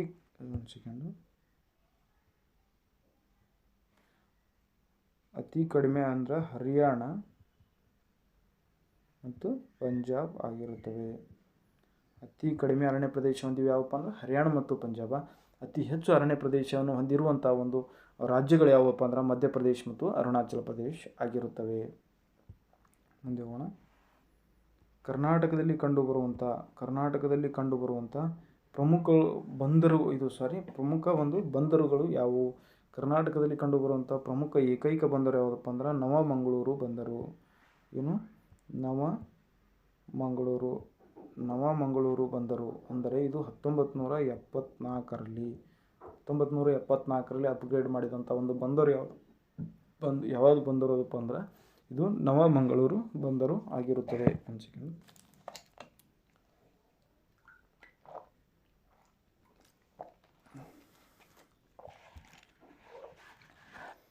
ನವಮಂಗಳೂರು ಬಂದರು ಎಲ್ಲಿ ಕಂಡು ಬರ್ತಪ್ಪ ಅಂದ್ರೆ ದಕ್ಷಿಣ ಕನ್ನಡ ಜಿಲ್ಲೆಯಲ್ಲಿ ಕಂಡುಬರುತ್ತದೆ. ಕರ್ನಾಟಕದ ಏಕೈಕ ಪ್ರಮುಖ ಬಂದರು ಯಾವುದಪ್ಪ ಅಂದ್ರೆ ನವಮಂಗಳೂರು ಬಂದರು. ಅದು 1974ರಲ್ಲಿ ಒಂದು ಸ್ಥಾಪನೆಯಾದ ಒಂದು ಬಂದರು ಆಗಿರುತ್ತದೆ. ಅದೇ ರೀತಿ ಸಣ್ಣ ಬಂದರುಗಳು, ಚಿಕ್ಕ ಬಂದರುಗಳು ಕರ್ನಾಟಕದಲ್ಲಿ ಕಂಡು ಬರ್ತವೆ. ಅದಕ್ಕಾಗಿ ಕರ್ನಾಟಕದಲ್ಲಿ ನಡೆಸುವಂಥ ಪರೀಕ್ಷೆಗಳಿಗೆ ಈ ಕರ್ನಾಟಕದಲ್ಲಿ ಕಂಡುಬರುವಂಥ ಸಣ್ಣ ಬಂದರುಗಳ ಬಗ್ಗೆಯೂ ನಾವು ತಿಳ್ಕೊಳಕ್ಕೆ ಸಾಧ್ಯ ಆಗಿರಬೇಕು. ಯಾಕಪ್ಪ ಅಂದ್ರೆ ನಾವು ಕರ್ನಾಟಕದ ಪರೀಕ್ಷೆ ಬರೀತಿದ್ದೀವಿ ಅಂದ್ರೆ ಕರ್ನಾಟಕದ ಬಗ್ಗೆನೇ ಅತಿ ಹೆಚ್ಚು ಪ್ರಶ್ನೆಗಳು ಕೇಳ್ತಾ ಬಂದಿರ್ತಾನೆ. ನೋಡಿ, ಕರ್ನಾಟಕದಲ್ಲಿ ಕಂಡುಬರುವಂಥ ಪ್ರಮುಖ ಬಂದರುಗಳು ಯಾವುದಪ್ಪ ಅಂದ್ರೆ ಕಾರವಾರ ಬಂದರು ಎಲ್ಲಿ ಕಂಡುಬರುತ್ತೆ ಅಂದ್ರೆ ಉತ್ತರ ಕನ್ನಡ ಜಿಲ್ಲೆಯಲ್ಲಿ ಕಂಡುಬರುತ್ತದೆ. ಬೇಲಿಕೇರಿ ಬಂದರು ಎಲ್ಲಿ ಕಂಡುಬರುತ್ತಪ್ಪ ಅಂದ್ರೆ ಉತ್ತರ ಕನ್ನಡ ಜಿಲ್ಲೆಯಲ್ಲಿ ಕಂಡುಬರುತ್ತೆ. ಹೊನ್ನಾವರ ಬಂದರು ಎಲ್ಲಿ ಕಂಡುಬರುತ್ತೆ ಉತ್ತರ ಕನ್ನಡ ಜಿಲ್ಲೆಯಲ್ಲಿ ಕಂಡುಬರುತ್ತದೆ. ಮತ್ತು ಭಟ್ಕಳ ಬಂದರು ಎಲ್ಲಿ ಕಂಡುಬರುತ್ತೆ ಅಂದ್ರೆ ಉತ್ತರ ಕನ್ನಡ ಜಿಲ್ಲೆಯಲ್ಲಿ ಕಂಡುಬರುತ್ತದೆ. ಅದೇ ಮಲ್ಪೆ ಬಂದರು ಉಡುಪಿ. ಗಂಗೊಳ್ಳಿ ಬಂದರು ಎಲ್ಲಪ್ಪ ಅಂದ್ರೆ ಒಂದು ಉಡುಪಿಯಲ್ಲಿ ಕಂಡುಬರುವಂಥ ಒಂದು ಪ್ರಮುಖ ಅಂದರೆ ಇವು ಪ್ರಮುಖವಾದ ಕರ್ನಾಟಕದ ಚಿಕ್ಕ ಬಂದರುಗಳು. ದೊಡ್ಡ ಬಂದರು ಯಾವುದಪ್ಪ ಅಂದ್ರೆ ನವಮಂಗಳೂರು ಬಂದರು ನವಮಂಗಳೂರು ಬಂದರು ಏನಪ್ಪ ಅಂದ್ರೆ ದಕ್ಷಿಣ ಕನ್ನಡ ಜಿಲ್ಲೆ ಅತಿ ಹೆಚ್ಚು ಕಾಫಿಯನ್ನು ರಫ್ತು ಮಾಡುವ ಬಂದರು ಯಾವುದಪ್ಪ ಅಂದ್ರೆ ಒಂದು ನವಮಂಗಳೂರು ಬಂದರಾಗಿರುತ್ತದೆ. ಯಾಕಪ್ಪ ಚಿಕ್ಕಮಗಳೂರಲ್ಲಿ ಅತಿ ಹೆಚ್ಚು ಕಾಫಿಯನ್ನು ಬೆಳೆಯುವುದರಿಂದ ಅತಿ ಹೆಚ್ಚು ಕಾಫಿ ಬೆಳೆಯೋದ್ರಿಂದ ಆ ದೊಡ್ಡ ಬಂದರಿಂದ ವಿದೇಶಗಳಿಗೆ ಕಾಫಿಯನ್ನು ರಫ್ತು ಮಾಡುವಂಥ ಒಂದು ಕೆಲಸ ಯಾವುದು ಮಾಡ್ತಪ್ಪ ಅಂದ್ರೆ ನವಮಂಗಳೂರು ಬಂದರು ಆ ಕೆಲಸವನ್ನು ಮಾಡ್ತಾ ಹೋಗ್ತದೆ. ಮುಂದೆ ಹೋಗೋಣ. ಕರ್ನಾಟಕದಲ್ಲಿ ಕಂಡುಬರುವಂಥ ಕರ್ನಾಟಕ ಪ್ರಮುಖ ಬೀಚ್ಗಳು, ಅದರಾಗ ಉತ್ತರ ಕನ್ನಡದಲ್ಲಿ ಕಂಡುಬರುವಂಥ ಪ್ರಮುಖ ಬೀಚ್ಗಳು ನೋಡ್ತಾ ಹೋಗೋಣ. ಪ್ರಮುಖವಾಗಿ ಉತ್ತರ ಕನ್ನಡದಲ್ಲಿ ಯಾವ ಕಂಡು ಬರ್ತಾವಪ್ಪ ಅಂದ್ರೆ ನೋಡಿ, ಓಂ ಬೀಚಲ್ಲಿ ಕಂಡು ಬರ್ತಂದ್ರೆ ಗೋಕರ್ಣ ಹತ್ರ. ಇವೆಲ್ಲ ಇವಾಗ ಹೇಳ್ತಾ ಇದ್ದೀನಲ್ಲ, ಅವೆಲ್ಲ ಉತ್ತರ ಕನ್ನಡದ ಒಂದು ಜಿಲ್ಲೆಯಲ್ಲಿ ಕಂಡುಬರುವಂಥ ಒಂದು ಬಂದರುಗಳು ಆಗಿರುತ್ತವೆ, ಬೀಚ್ಗಳು ಆಗಿರ್ತವೆ. ನೋಡಿ, ಓಂ ಬೀಚ್ ಇದ್ದದಲ್ಲ, ಓಂ ಆಕಾರ ಹೊಂದಿರುತ್ತದೆ. ಓಂ ಬೀಚ್ ಕಂಡುಬರೋದು ಉತ್ತರ ಕನ್ನಡ ಜಿಲ್ಲೆಯಲ್ಲಿ ಕಂಡುಬರುತ್ತದೆ. Gokarna beach, Kudle beach, paradise beach, Karwar beach, Devbagh beach ಮತ್ತು ಮಾಂಜಳಿ ಬೀಚ್, ಇದು ಕಾರವಾರ ಸಮೀಪ ಇದೆ. ಇವು ಕಾರವಾರದಲ್ಲಿ ಅಥವಾ ಉತ್ತರ ಕನ್ನಡದಲ್ಲಿ ಕಂಡುಬರುವಂಥ ಒಂದು ಪ್ರಮುಖ ಬಂದರುಗಳು ಆಗಿರುತ್ತವೆ. ಉಡುಪಿಯಲ್ಲಿ ಕಂಡುಬರುವಂಥ ಪ್ರಮುಖ ಬೀಚುಗಳು Malpe beach, Kaup beach, Gangolli beach, Maravanthe beach, ಇವು ಮುಖ್ಯವಾಗಿ ಕಂಡುಬರುವಂಥ ಒಂದು ಉಡುಪಿಯಲ್ಲಿ ಕಂಡುಬರುವಂಥ ಬೀಚ್ಗಳು ಆಗಿರ್ತವೆ. ಏನಪ್ಪ ಅಂದ್ರೆ ಒಂದು ಮಲ್ಪೆ ಬೀಚ್, ಕಾಪು ಮತ್ತು ಗಂಗೊಳ್ಳಿ ಮತ್ತು ಮರವಂತೆ ಬೀಚ್ಗಳು ಎಲ್ಲಿ ಕಂಡು ಬರ್ತಾವೆ ಅಂದ್ರೆ ಉಡುಪಿ ಜಿಲ್ಲೆಯಲ್ಲಿ ಕಂಡುಬರುವಂಥ ಒಂದು ಪ್ರಮುಖ ಬೀಚ್ಗಳು ಆಗಿರ್ತವೆ. ಬೀಚ್ಗಳು ಅಂದರೆ ಏನಂದ್ರೆ ಸಮುದ್ರದ ತೀರವನ್ನು ಹೊಂದಿರುವಂಥ ಒಂದು ಪ್ರದೇಶ ಇರ್ತದಲ್ಲ, ಅದಕ್ಕೆ ಬೀಚ್ಗಳು ಅಂತ ಕರೀತಾರೆ. ಸ್ನೇಹಿತರೆ, ಅದು ತೋರಿಸ್ತಾ ಹೋಗ್ತೀನಿ ಮುಂದೆ ನಿಮಗೆ. ಬೀಚ್ಗಳಂದರೆ ಏನು, ಅದರ ಡೆಫಿನಿಷನ್ನು ನಿಮ್ಗೆ ನಾನು ಕೊನೆಯಲ್ಲಿ ಕೊಡ್ತಾ ಹೋಗ್ತೀನಿ. ನೋಡಿ, ದಕ್ಷಿಣ ಕನ್ನಡದಲ್ಲಿ ಕಂಡುಬರೋದು ಪಣಂಬೂರು ಬೀಚ್, ತಣ್ಣೀರ್ಬಾವಿ ಬೀಚ್ ಮತ್ತು ಸುರತ್ಕಲ್ ಬೀಚ್, ಸೋಮೇಶ್ವರ್ ಬೀಚ್ ಮತ್ತು ಮುಲ್ಕಿ ಬೀಚ್ ಕಂಡು ಬರ್ತದೆ. ಎಲ್ಲಪ್ಪ ಅಂದ್ರೆ ದಕ್ಷಿಣ ಕನ್ನಡ ಜಿಲ್ಲೆಯಲ್ಲಿ. ಅದು ಇನ್ನೊಂದು ನೆನಪಿಟ್ಕೊಳ್ಳೋಕೆ ಸಾಧ್ಯ ಇರಬೇಕು, ಕರ್ನಾಟಕದ ಬಗ್ಗೆ ಬೀಚ್ಗಳ ಬಗ್ಗೆ ಕೇಳೋದಂದ್ರೆ ಒಂದು ದಕ್ಷಿಣ ಕನ್ನಡ, ಒಂದು ಉಡುಪಿ ಮತ್ತು ಒಂದು ಉತ್ತರ ಕನ್ನಡ, ಇವು ನಾಲ್ಕೇ ಒಂದು ಜಿಲ್ಲೆಗೆ ಏನಪ್ಪ ಅಂದ್ರೆ ಸಮುದ್ರ ತೀರವನ್ನು, ಕರಾವಳಿ ತೀರವನ್ನು ಹೊಂದಿರೋದ್ರಿಂದ ಇವು ಮೂರು ಜಿಲ್ಲೆಯಲ್ಲಿ ಒಂದೇ ಜಿಲ್ಲೆ ಕೊಟ್ಟಿದ್ದಂದ್ರೆ ಅದೇ ಜಿಲ್ಲೆ ಉತ್ತರ ಆಗಿರ್ತದೆ. ಅದು ಒಂದು ಸ್ಟ್ರಾಟಜಿ ಮೂಲಕ ನೀವು ಆನ್ಸರ್ ಮಾಡೋಕ್ಕೆ ಸಾಧ್ಯ ಆಗಿರಬೇಕು. ಇದು ಬಿಟ್ಟು ಹೋಗಿ ಬಿಜಾಪುರ ನದಿ ತೀರ, ಇದು ಸಮುದ್ರ ತೀರ ಹೊಂದಿರ್ತದೆ, ಸಾಧ್ಯ ಇಲ್ಲ. ಬಿಜಾಪುರದಾಗ ಏನು ಬೀಚ್ ಅದ ಇಲ್ಲ. ಹಾಗಾಗಿ ನಾವೇನಪ್ಪ ಅಂದ್ರೆ ಈ ಥರನೂ ನಾವು ತಿಳ್ಕೊತಾ ಇನ್ನು ಎಲಿಮಿನೇಟ್ ಮಾದರಿಯಲ್ಲಿ ನಾವು ಪ್ರಶ್ನೆಗೆ ಉತ್ತರಿಸಬಹುದು. ಮುಂದೆ ಹೋಗೋಣ. ನೋಡಿ, ಇದು ಒಂದು ಸೆಕೆಂಡು.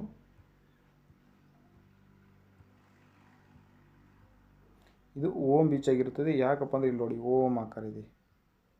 ಇದು ಈ ಥರ ಇರೋದರಿಂದ ಓಂ ಬೀಚನ್ನು ಓಂ ಆಕಾರ ಹೊಂದಿರುತ್ತದೆ. ಅದಕ್ಕೆ ಓಂ ಅಂತೆ ಬೀಚ್ಗೆ ಓಂ ಬೀಚ್ ಅಂತೆ ಹೆಸರು ಬಂದಿದೆ. ಬೀಚ್ ತೀರವನ್ನು ಹೊಂದಿರುವಂಥ ಜಿಲ್ಲೆಗಳು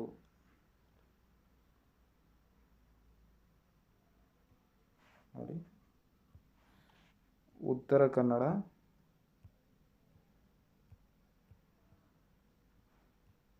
ಉಡುಪಿ, ಒಂದು ದಕ್ಷಿಣ ಕನ್ನಡ. ಉತ್ತರ ಕನ್ನಡ, ಉಡುಪಿ ಮತ್ತು ದಕ್ಷಿಣ ಕನ್ನಡ, ಇವು ಮೂರು ಮಾತ್ರ ಒಂದು ಬೀಚ್ ತೀರ ಅಥವಾ ಒಂದು ಕರಾವಳಿ ತೀರ ಹೊಂದಿರುವ ಒಂದು ಕರ್ನಾಟಕದ ಜಿಲ್ಲೆಗಳು ಆಗಿರುತ್ತವೆ. ಮುಂದೆ ಹೋಗೋಣ.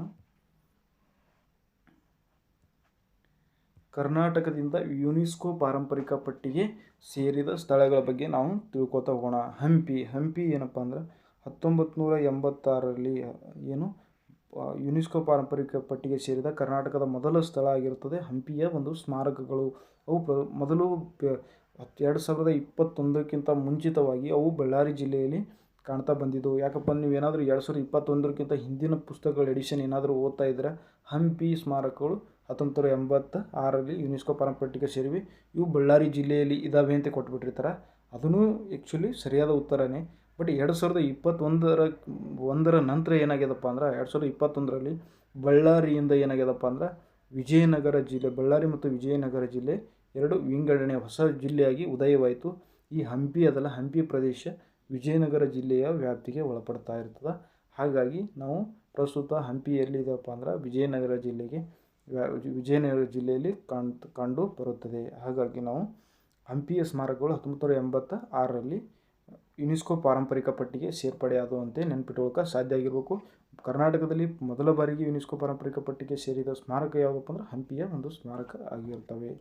ಎರಡನೇದು ಪಟ್ಟದಕಲ್ಲು ಸ್ಮಾರಕಗಳು ಬಾಗಲಕೋಟೆ ಜಿಲ್ಲೆಯಲ್ಲಿ ಕಂಡುಬರುತ್ತವೆ. 1987 87 ನೆಕ್ಸ್ಟ್ ವರ್ಷ ಪಟ್ಟದಕಲ್ಲಿಗೆ ಒಂದು ಯುನೆಸ್ಕೋ ಲಿಸ್ಟ್ ಅಥವಾ ಒಂದು ವಿಶ್ವ ಪಾರಂಪರಿಕ ತಾಣದ ಪಟ್ಟಿಗೆ ಸೇರ್ಪಡೆ ಆಗ್ತಾ ಹೋಯಿತು.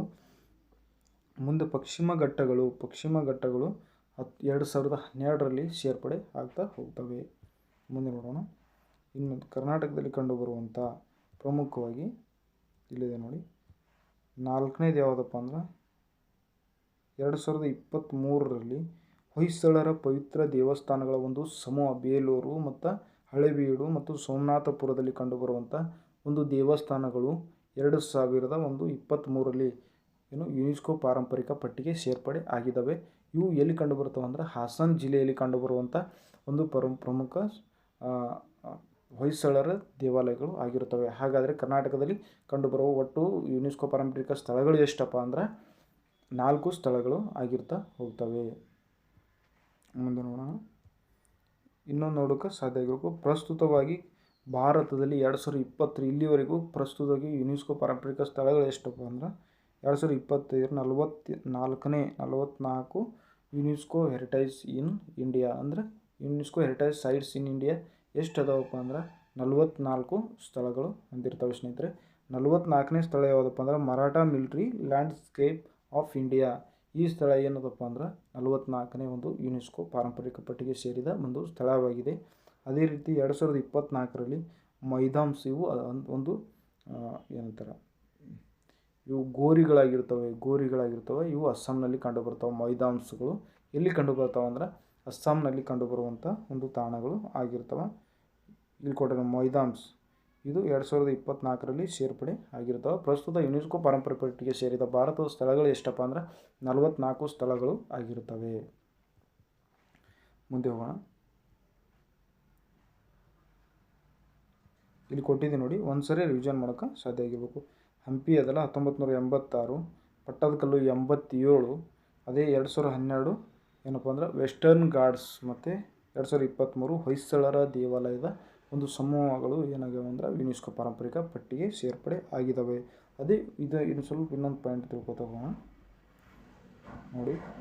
ಈ ಪಶ್ಚಿಮ ಘಟ್ಟಗಳದಾವಲ್ಲ, ಚಿಕ್ಕಮಗಳೂರು, ಕೊಡಗು, ಉತ್ತರ ಕನ್ನಡ, ದಕ್ಷಿಣ ಕನ್ನಡ ಮತ್ತು ಶಿವಮೊಗ್ಗ ಜಿಲ್ಲೆಯಲ್ಲಿ ತನ್ನ ವ್ಯಾಪ್ತಿಯನ್ನು ಹೊಂದಿವೆ. ತನ್ನ ವ್ಯಾಪ್ತಿ ಯಾವ್ಯಾವ ಜಿಲ್ಲೆದಾಗ ಹೊಂದಿವೆ ಅಂದ್ರೆ ಕೊಡಗು, ಚಿಕ್ಕಮಗಳೂರು, ಉತ್ತರ ಕನ್ನಡ, ದಕ್ಷಿಣ ಕನ್ನಡ ಮತ್ತು ಶಿವಮೊಗ್ಗ ಜಿಲ್ಲೆಯಲ್ಲಿ ಪಶ್ಚಿಮ ಘಟ್ಟಗಳು ವೆಸ್ಟರ್ನ್ ಘಟ್ಟಗಳು ತನ್ನ ವ್ಯಾಪ್ತಿಯನ್ನು ಹೊಂದಿರುತ್ತವೆ.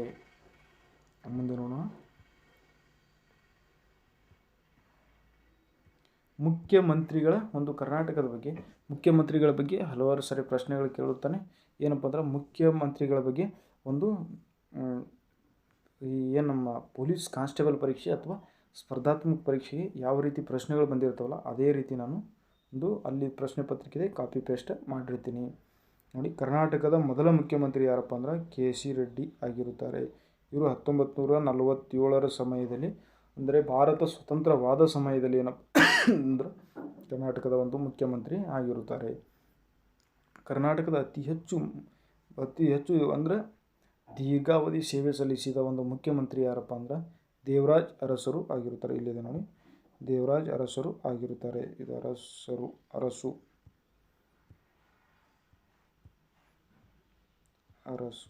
ದೇವರಾಜ್ ಅರಸು ಅವರು ಕರ್ನಾಟಕದ ಒಂದು ದೀರ್ಘ ಕಾಲಾವಧಿಗೆ ಆಳ್ವಿಕೆ ಮಾಡಿದಂಥ ಒಂದು ಮುಖ್ಯಮಂತ್ರಿಯವರು ಆಗಿರುತ್ತಾರೆ. ಕರ್ನಾಟಕದ ಮೊದಲ ಮಹಿಳಾ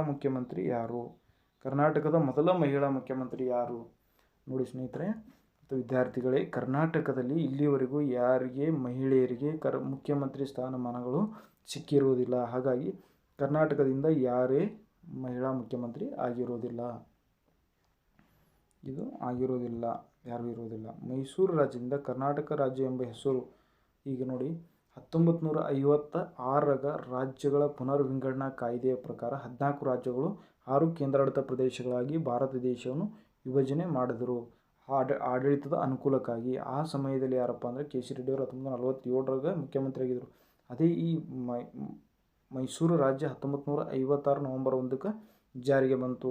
ನಂತರ 1973 ಏನಾಯ್ತಪ್ಪ ಅಂದ್ರೆ ಹಲವಾರು ಜನರ ಬೇಡಿಕೆಯ ಮೇಲೆ ಮೈಸೂರು ರಾಜ್ಯ ಅಂದರೆ ಒಂದು ಪ್ರಾಂತ್ಯಕ್ಕೆ ಸಂಬಂಧಪಡ್ತಂತ ಏನು ಮಾಡಿದ್ರು, ಎಲ್ಲ ಮುಂಬೈ ಪ್ರಾಂತ್ಯ, ಹೈದರಾಬಾದ್ ಪ್ರಾಂತ್ಯ ಮತ್ತು ಕೊಡಗು ರೀಜನಲ್ಲಿರುವಂಥ ಪ್ರಾಂತ್ಯ ಮತ್ತು ಮೈಸೂರು ಸಂಸ್ಥಾನ 4 ಸಂಸ್ಥಾನಗಳು ಸೇರಿ ಒಂದು ಕರ್ನಾಟಕ ರಾಜ್ಯ ಆಗಿತ್ತಲ್ಲ, ಆ ರಾಜ್ಯವನ್ನು ಏನು ಮಾಡಿದ್ರಪ್ಪ ಅಂದ್ರೆ ಕನ್ನಡವನ್ನು ಮಾತಾಡುವಂಥ ಒಂದು ರಾಜ್ಯ ಆಗಿತ್ತಲ್ಲ, ಅದು ಕರ್ನಾಟಕ ರಾಜ್ಯ ಅಂತ ಹೆಸರು ಇಡೋಣ ಅಂತ ಏನು ಮಾಡಿದ್ರು ನಿರ್ಧಾರ ಮಾಡಿ 1973ರಲ್ಲಿ ಮೈಸೂರು ರಾಜ್ಯವನ್ನು ಕರ್ನಾಟಕ ಅಂತೆ ನಾಮಕರಣ ಮಾಡಿದರು. ಆ ಸಮಯದಲ್ಲಿದ್ದಂಥ ಮುಖ್ಯಮಂತ್ರಿ ಯಾರು ಅಂತ ಕೇಳಿದ್ದಾನೆ.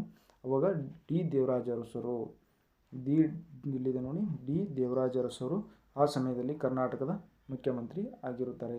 ಅದೇ ರೀತಿ ಕರ್ನಾಟಕದ ಏಕೀಕರಣದ ಸಮಯದಲ್ಲಿ ಕರ್ನಾಟಕದ ಮುಖ್ಯಮಂತ್ರಿ ಯಾರಾಗಿದ್ದರು ಮತ್ತು ಕರ್ನಾಟಕದ ಅತಿ ಕಡಿಮೆ ಅವಧಿ ಆಳ್ವಿಕೆ ಮಾಡಿದಂಥ ಒಂದು ಮುಖ್ಯಮಂತ್ರಿ ಯಾರು ಅಂತ ನೀವು ಕಾಮೆಂಟ್ ಮೂಲಕ ತಿಳಿಸೋಕ್ಕೆ ಸಾಧ್ಯ ಆಗಿರಬೇಕು.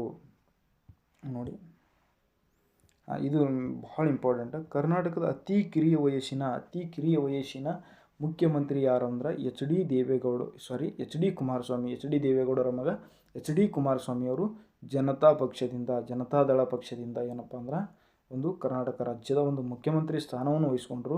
ಕರ್ನಾಟಕ ರಾಜ್ಯದ ಅತಿ ಕಿರಿಯ ಮುಖ್ಯಮಂತ್ರಿ ಯಾಗಿರ್ತಾರೆ, ಯಾರಪ್ಪ ಅಂದ್ರೆ ಕುಮಾರಸ್ವಾಮಿ ಎಚ್ ಡಿ ಕುಮಾರಸ್ವಾಮಿಯವರು. ಕರ್ನಾಟಕದಿಂದ ಮುಖ್ಯಮಂತ್ರಿಯಾಗಿ ಭಾರತದ ಪ್ರಧಾನಮಂತ್ರಿಯಾದಂಥ ವ್ಯಕ್ತಿ ಯಾರಂದ್ರೆ ಎಚ್ ಡಿ ದೇವೇಗೌಡರು ಆಗಿರುತ್ತಾರೆ ಸ್ನೇಹಿತರೆ. ಮಣ್ಣಿನ ಮಗ ಅಂತ ಅವರು ಪ್ರಸಿದ್ಧಿಯಾಗಿದ್ದಾರೆ. ಯಾಕಪ್ಪ ಅಂದ್ರೆ ಕರ್ನಾಟಕದಿಂದ ಮುಖ್ಯಮಂತ್ರಿಯಾದ ಏಕೈಕ ವ್ಯಕ್ತಿ ಯಾರಪ್ಪ ಅಂದ್ರೆ ಎಚ್ ಡಿ ದೇವೇಗೌಡರು ಆಗಿರುತ್ತಾರೆ. ಕರ್ನಾಟಕದಿಂದ ಮುಖ್ಯಮಂತ್ರಿಯಾಗಿ ಭಾರತದ ಪ್ರಧಾನಮಂತ್ರಿ ಆದವರು ಎಚ್ ಡಿ ದೇವೇಗೌಡರು. ಕರ್ನಾಟಕದಿಂದ ಮುಖ್ಯಮಂತ್ರಿಯಾದ ಏಕೈಕ ವ್ಯಕ್ತಿ ಅಂದರು ದೇವೇಗೌಡರು. ಇವರು 1996ರಲ್ಲಿ ತಾವು 1 ವರ್ಷದ ಅವಧಿಗೆ ಪ್ರಧಾನಮಂತ್ರಿ ಹುದ್ದೆಯನ್ನು ಅಲಂಕರಿಸಿದ ಏಕೈಕ ಕನ್ನಡಿಗ ಎಂಬ ಹೆಮ್ಮೆ ನಮಗಿದೆ ಸ್ನೇಹಿತರೆ. ಮುಂದೆ ಹೋಗೋಣ. ಕರ್ನಾಟಕದ ಮುಖ್ಯಸ್ಥರು ಯಾರು? ಮುಖ್ಯಸ್ಥರು ಯಾರಪ್ಪ ಅಂದ್ರೆ ರಾಜ್ಯಪಾಲರು ಆಗಿರುತ್ತಾರೆ. ಕರ್ನಾಟಕದ ಮುಖ್ಯಸ್ಥರು ಯಾರಪ್ಪ ಅಂದ್ರೆ ರಾಜ್ಯಪಾಲರು ಆಗಿರುತ್ತಾರೆ. ನೆಕ್ಸ್ಟ್ ಹೋಗೋಣ. ಕರ್ನಾಟಕದ ಹೈಕೋರ್ಟ್ ಎಲ್ಲಿದೆ? ಕರ್ನಾಟಕದ ಒಂದು ಹೈಕೋರ್ಟ್ ಬೆಂಗಳೂರಿನಲ್ಲಿ ಕಂಡುಬರುತ್ತದೆ. ಕರ್ನಾಟಕದ ಹೈಕೋರ್ಟ್ ಬೆಂಗಳೂರಲ್ಲಿ ಕಂಡುಬರುತ್ತದೆ. ಆದರೆ ಕರ್ನಾಟಕದ ಹೈಕೋರ್ಟ್ನ 2 ಸಂಚಾರಿ ಪೀಠಗಳು ಕಂಡುಬರುತ್ತವೆ. ಎಲ್ಲಿ ಕಂಡುಬರ್ತಾವ? 2 ಹೈಕೋರ್ಟ್ನ ಸಂಚಾರಿ ಪೀಠಗಳು ಎಲ್ಲಿ ಹೋಗ್ತಾವಪ್ಪ ಅಂದ್ರೆ ಒಂದು ಧಾರವಾಡ ಮತ್ತು ಗುಲ್ಬರ್ಗದಲ್ಲಿ ಸಂಚಾರಿ ಪೀಠಗಳು ಹೊಂದಿರುತ್ತವೆ ಸ್ನೇಹಿತರೆ. ಅಂದರೆ ಆಡಳಿತ ಅನುಕೂಲಕ್ಕಾಗಿ 2 ಸಂಚಾರಿ ಪೀಠಗಳು ಸ್ಥಾಪನೆ ಮಾಡ್ತಾರೆ. ಹಾಗಾಗಿ ಅವು ಯಾವ ಜಿಲ್ಲೆಗಳದಾವ ಅಂದ್ರೆ ಒಂದು ಧಾರವಾಡ ಮತ್ತು ಕಲಬುರಗಿ ಎಲ್ಲಿ ಇದಾವಂತೆ ನೀವು ನೆನಪಿಟ್ಕೊಳ್ಳೋಕೆ ಸಾಧ್ಯ ಆಗಿರಬೇಕು. ರಾಜ್ಯ ಚುನಾವಣಾ ಆಯೋಗದ ಮುಖ್ಯಸ್ಥರನ್ನು ಯಾರು ನೇಮಿಸುತ್ತಾರೆ? ಕರ್ನಾಟಕ ರಾಜ್ಯದ ಮುಖ್ಯ ಚುನಾವಣಾ ಆಯುಕ್ತರನ್ನು ರಾಜ್ಯಪಾಲರು ನೇಮಿಸುತ್ತಾರೆ. ಕರ್ನಾಟಕ ರಾಜ್ಯದ ಚುನಾವಣಾ ಆಯೋಗದ ಆಯುಕ್ತರನ್ನು ಯಾರು ನೇಮಿಸ್ತಾರಪ್ಪ ಅಂದ್ರೆ ಮುಖ್ಯಸ್ಥರನ್ನು ಯಾರು ನೇಮಕ ಮಾಡ್ತಾರಪ್ಪ ಅಂದ್ರೆ ರಾಜ್ಯಪಾಲರು ನೇಮಕ ಮಾಡ್ತಾ ಹೋಗಿರ್ತಾರೆ. ರಾಜ್ಯಪಾಲರು ಕರ್ನಾಟಕದ ನಾಮಮಾತ್ರ ಮುಖ್ಯಸ್ಥರು ಆಗಿರುತ್ತಾರೆ. ಕಾರ್ಯಾಂಗದ ಮುಖ್ಯಸ್ಥರು ಎಲ್ಲ ಯಾರಾಗಿರ್ತಾರೆ ಅಂದ್ರೆ ಒಂದು ಮುಖ್ಯಮಂತ್ರಿಗಳು ಆಗಿರುತ್ತಾರೆ ಅಂತ ನೀವು ನೆನಪಿಟ್ಕೊಳ್ಳೋಕೆ ಸಾಧ್ಯ ಆಗಿರಬೇಕು. ಇದೇ ರೀತಿ ಕರ್ನಾಟಕ ರಾಜ್ಯದ ಮೊದಲ ರಾಜ್ಯಪಾಲರು ಯಾರಪ್ಪ ಅಂದ್ರೆ ಜಯಚಾಮರಾಜೇಂದ್ರ ಒಡೆಯರು ಆಗಿರುತ್ತಾರೆ. ಯಾರಂದ್ರೆ ಕರ್ನಾಟಕ ರಾಜ್ಯದ ಮೊದಲ ರಾಜ್ಯಪಾಲರು ಜಯಚಾಮರಾಜೇಂದ್ರ ಒಡೆಯರು ಆಗಿರುತ್ತಾರೆ. ಅದೇ ರೀತಿಯಾಗಿ ಪ್ರಸ್ತುತ ರಾಜ್ಯಪಾಲರು ಯಾರು? ಕಾಮೆಂಟ್ ಮೂಲಕ ನೀವು ತಿಳಿಸೋಕೆ ಸಾಧ್ಯ ಆಗಿರಬೇಕು. ನೋಡಿ, ರಾಜ್ಯಪಾಲರಿಗೆ ಒಂದು ಮನೆ ಇದೆ. ಅದು ಅಧಿಕೃತ ಸರ್ಕಾರಿ ಮನೆ ಎಲ್ಲಿದೆ? ಕರ್ನಾಟಕದ ರಾಜ್ಯಪಾಲರ ಅಧಿಕೃತ ಸರ್ಕಾರಿ ಮನೆ ಎಲ್ಲಿದೆ ಅಂದ್ರೆ ಬೆಂಗಳೂರಿನ ವಿಧಾನಸೌಧದ ಪಕ್ಕದಲ್ಲೇ ಇದೆ ಸ್ನೇಹಿತರೆ.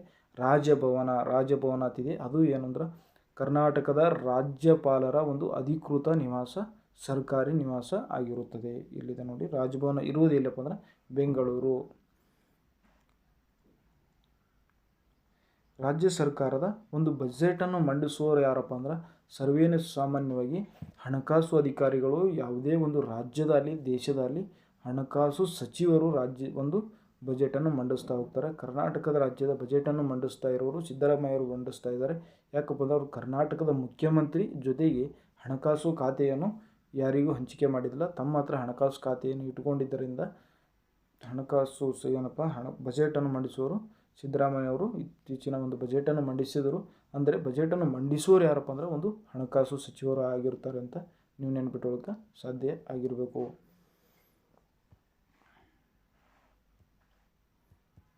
ಕರ್ನಾಟಕ ಸರ್ಕಾರದ ಅಧಿಕೃತ ಘೋಷವಾಕ್ಯವಂದ್ರೆ ಸತ್ಯಮೇವ ಜಯತೆ.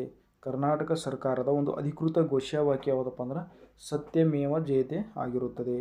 ಮೈಸೂರು ರಾಜ್ಯ ಎಂಬ ಹೆಸರಿನಿಂದ ಕರ್ನಾಟಕ ರಾಜ್ಯ ಎಂದು ಹೆಸರು ಬದಲಾವಣೆಯಾಗಿದ್ದು, ಮೈಸೂರು ಮೊದಲು 1956 ನವೆಂಬರ್ 1ರಂದು ಮೈಸೂರು ರಾಜ್ಯವಾಗಿ ಉದಯವಾಯಿತಲ್ಲ, ಅದನ್ನು ಕರ್ನಾಟಕ ಅಂತ ಯಾವಾಗ ನೆನಪು ಮಾಡಿದ್ರು ಅಂದ್ರೆ ಯಾವಾಗ ಮರು ನಾಮಕರಣ ಮಾಡಿದ್ರು ಅಂದ್ರೆ 1973ರಲ್ಲಿ ನಾಮಕರಣ ಮಾಡ್ತಾರೆ. ಆ ಸಮಯದಲ್ಲಿ ಏನಪ್ಪ ಅಂದ್ರೆ ಕರ್ನಾಟಕ ರಾಜ್ಯದ ಮುಖ್ಯಮಂತ್ರಿ ಯಾರಪ್ಪ ಅಂದ್ರೆ ಡಿ ದೇವರಾಜ ಅರಸು ಅವರು ಆಗಿರ್ತಾರೆ. ನೋಡಿ, ಕರ್ನಾಟಕ ರಾಜ್ಯ ರಚನೆಗೆ ಸಂಬಂಧಿಸಿದ ಕಾಯ್ದೆ ಯಾವುದಪ್ಪ ಅಂದ್ರೆ ಇಲ್ಲಿದೆ ನೋಡಿ,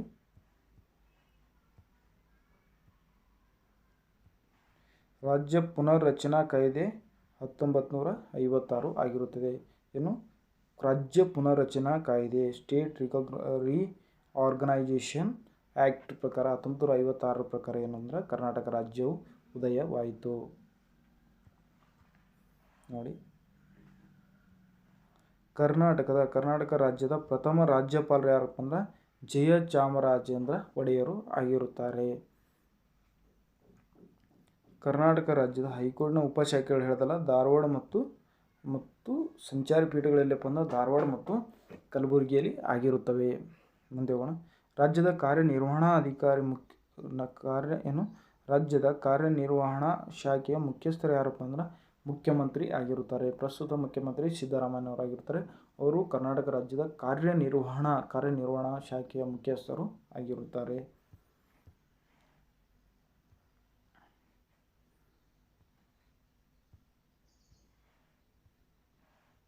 ನೋಡಿ, ಇಲ್ಲಿವರೆಗೆ ಏನು ತಿಳ್ಕೊಂಡೇವಪ್ಪ ಅಂದ್ರೆ ಕರ್ನಾಟಕ ರಾಜ್ಯದ ಒಂದು ಸಂಕ್ಷಿಪ್ತ ಮಾಹಿತಿಯನ್ನು ನಾವು ತಿಳ್ಕೊಳ್ತಾ ಬಂದಿದ್ದೇವೆ.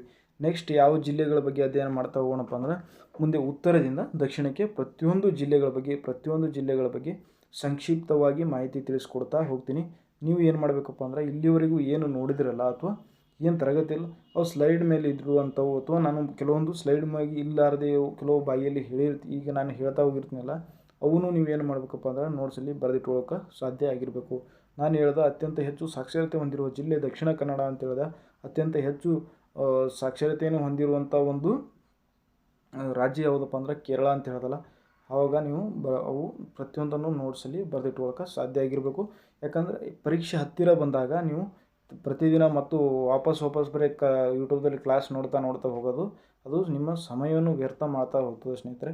ಒಂದು ಕ್ಲಾಸ್ ನೋಡಬೇಕು, ನೋಟ್ಸ್ ಬರೀಬೇಕು, ಅದನ್ನೇ ರಿವಿಷನ್ ಮಾಡ್ತಾ ಹೋಗಬೇಕು. ಯಾಕಂದರೆ ನಿಮ್ಗೆ ಸಮಯದ ಅಭಾವ ಇದೆ. ಅತಿ ಶೀಘ್ರದಲ್ಲಿ ಅಂದರೆ ಈ ಏನು ಪೊಲೀಸ್ ನೋಟಿಫಿಕೇಷನ್ ಅದಾವಲ್ಲ, ಇವು ಅರ್ಜಿಯನ್ನು ಪ್ರಾರಂಭವಾಗಿ ಪರೀಕ್ಷೆಗಳು ಅತಿ ಶೀಘ್ರದಲ್ಲಿ ನಡೆಯುವಂಥ ಒಂದು ಸಂಭವನೀಯತೆ ತುಂಬ ಇದೆ. ಹಾಗಾಗಿ ನಿಮ್ಮ ಅಧ್ಯಯನವನ್ನು ನೀವು ಚುರುಕುಗೊಳಿಸ್ತಾ ಹೋಗಿ. ಯಾಕಪ್ಪ ಅಂದ್ರೆ ಇಲ್ಲಿವರೆಗೆ ಲೇಜಿ ಮಾಡಿದರೆ ಇನ್ನು ಮುಂದೆ ಏನಾದರೂ ನೀವು ಲೇಜಿ ಮಾಡ್ತಾ ಹೋದ್ರಿ ಅಂದ್ರೆ ನೀವು ಸೆಲೆಕ್ಷನ್ ಲಿಸ್ಟಲ್ಲಿ ನಿಮ್ಮ ಹೆಸರು ಕೊಂಡಿರೋದು ನಿಮ್ಮ ಕನಸಿನ ಒಂದು ಕನಸಾಗಿರ್ತದೆ. ಯಾಕಪ್ಪ ಅಂದ್ರೆ ನೀವು ಸರಿಯಾಗಿ ಅಧ್ಯಯನ ಮಾಡಿದರೆ, ಸರಿಯಾದ ಸಮಯವನ್ನು ವ್ಯರ್ಥ ಮಾಡದೆ ನಿಮ್ಮ ಸಮಯವನ್ನು ಸರಿಯಾಗಿ ಉಪಯೋಗಿಸಿಕೊಂಡು ಎಲ್ಲ ತರಗತಿಗಳನ್ನು ನೋಡ್ತಾ ನೀವು ನೋಟ್ಸ್ ಮಾಡಿ ನೀವು ಪ್ರತಿಯೊಂದು ಸಬ್ಜೆಕ್ಟನ್ನು ಓದ್ತಾ ಹೋದಾಗ ಅದನ್ನು ಎಷ್ಟು ಓದ್ತೀವಿ ಅನ್ನೋದು ಇಂಪಾರ್ಟೆಂಟ್ ಅಲ್ಲ, ಎಷ್ಟು ನೆನಪು ನಮ್ಮಲ್ಲಿ ಉಳಿತಾ ಇದೆ ಅನ್ನೋದು, ಎಷ್ಟು ನಾವು ಓದಿದ್ದನ್ನು ನಾವು ನೆನಪಿಟ್ಕೊಳ್ತಾ ಇದ್ದೀವಿ ಅನ್ನೋದು ಮುಖ್ಯವಾಗಿರುತ್ತದೆ.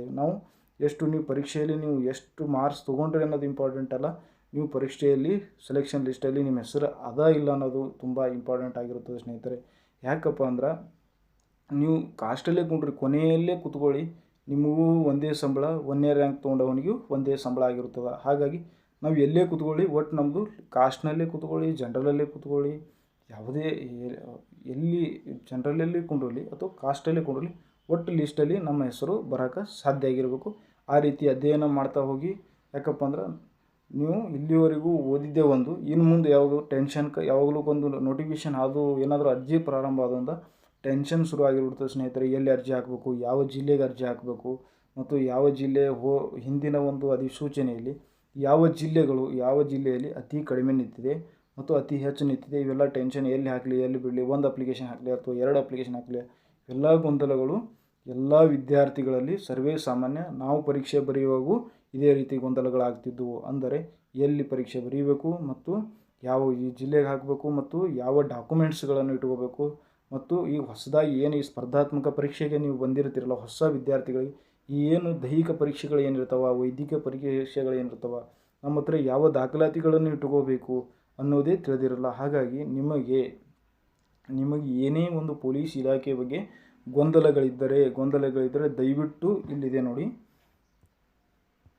ಇಲ್ಲಿದೆ ನೋಡಿ ಈ ನಂಬರ್ 7899212083ಗೆ ವಾಟ್ಸಪ್ ಮೂಲಕ ನೀವು ಮೆಸೇಜ್ ಮಾಡೋಕ್ಕೆ ಸಾಧ್ಯ ಆಗಿರಬೇಕು. ನಿಮ್ಮ ಏನೇ ಗೊಂದಲಗಳಿಗೂ ನಾವು ಪರಿಹರಿಸೋಕ್ಕೆ ಸಿದ್ಧರಿದ್ದೀವಿ. ದಯವಿಟ್ಟು ನೀವು ಡೈಲಿ ನೀವು ಓದಿನ ಕಡೆಗೆ ಹೆಚ್ಚು ಗಮನ ಕೊಡ್ತಾ ಹೋಗಿ.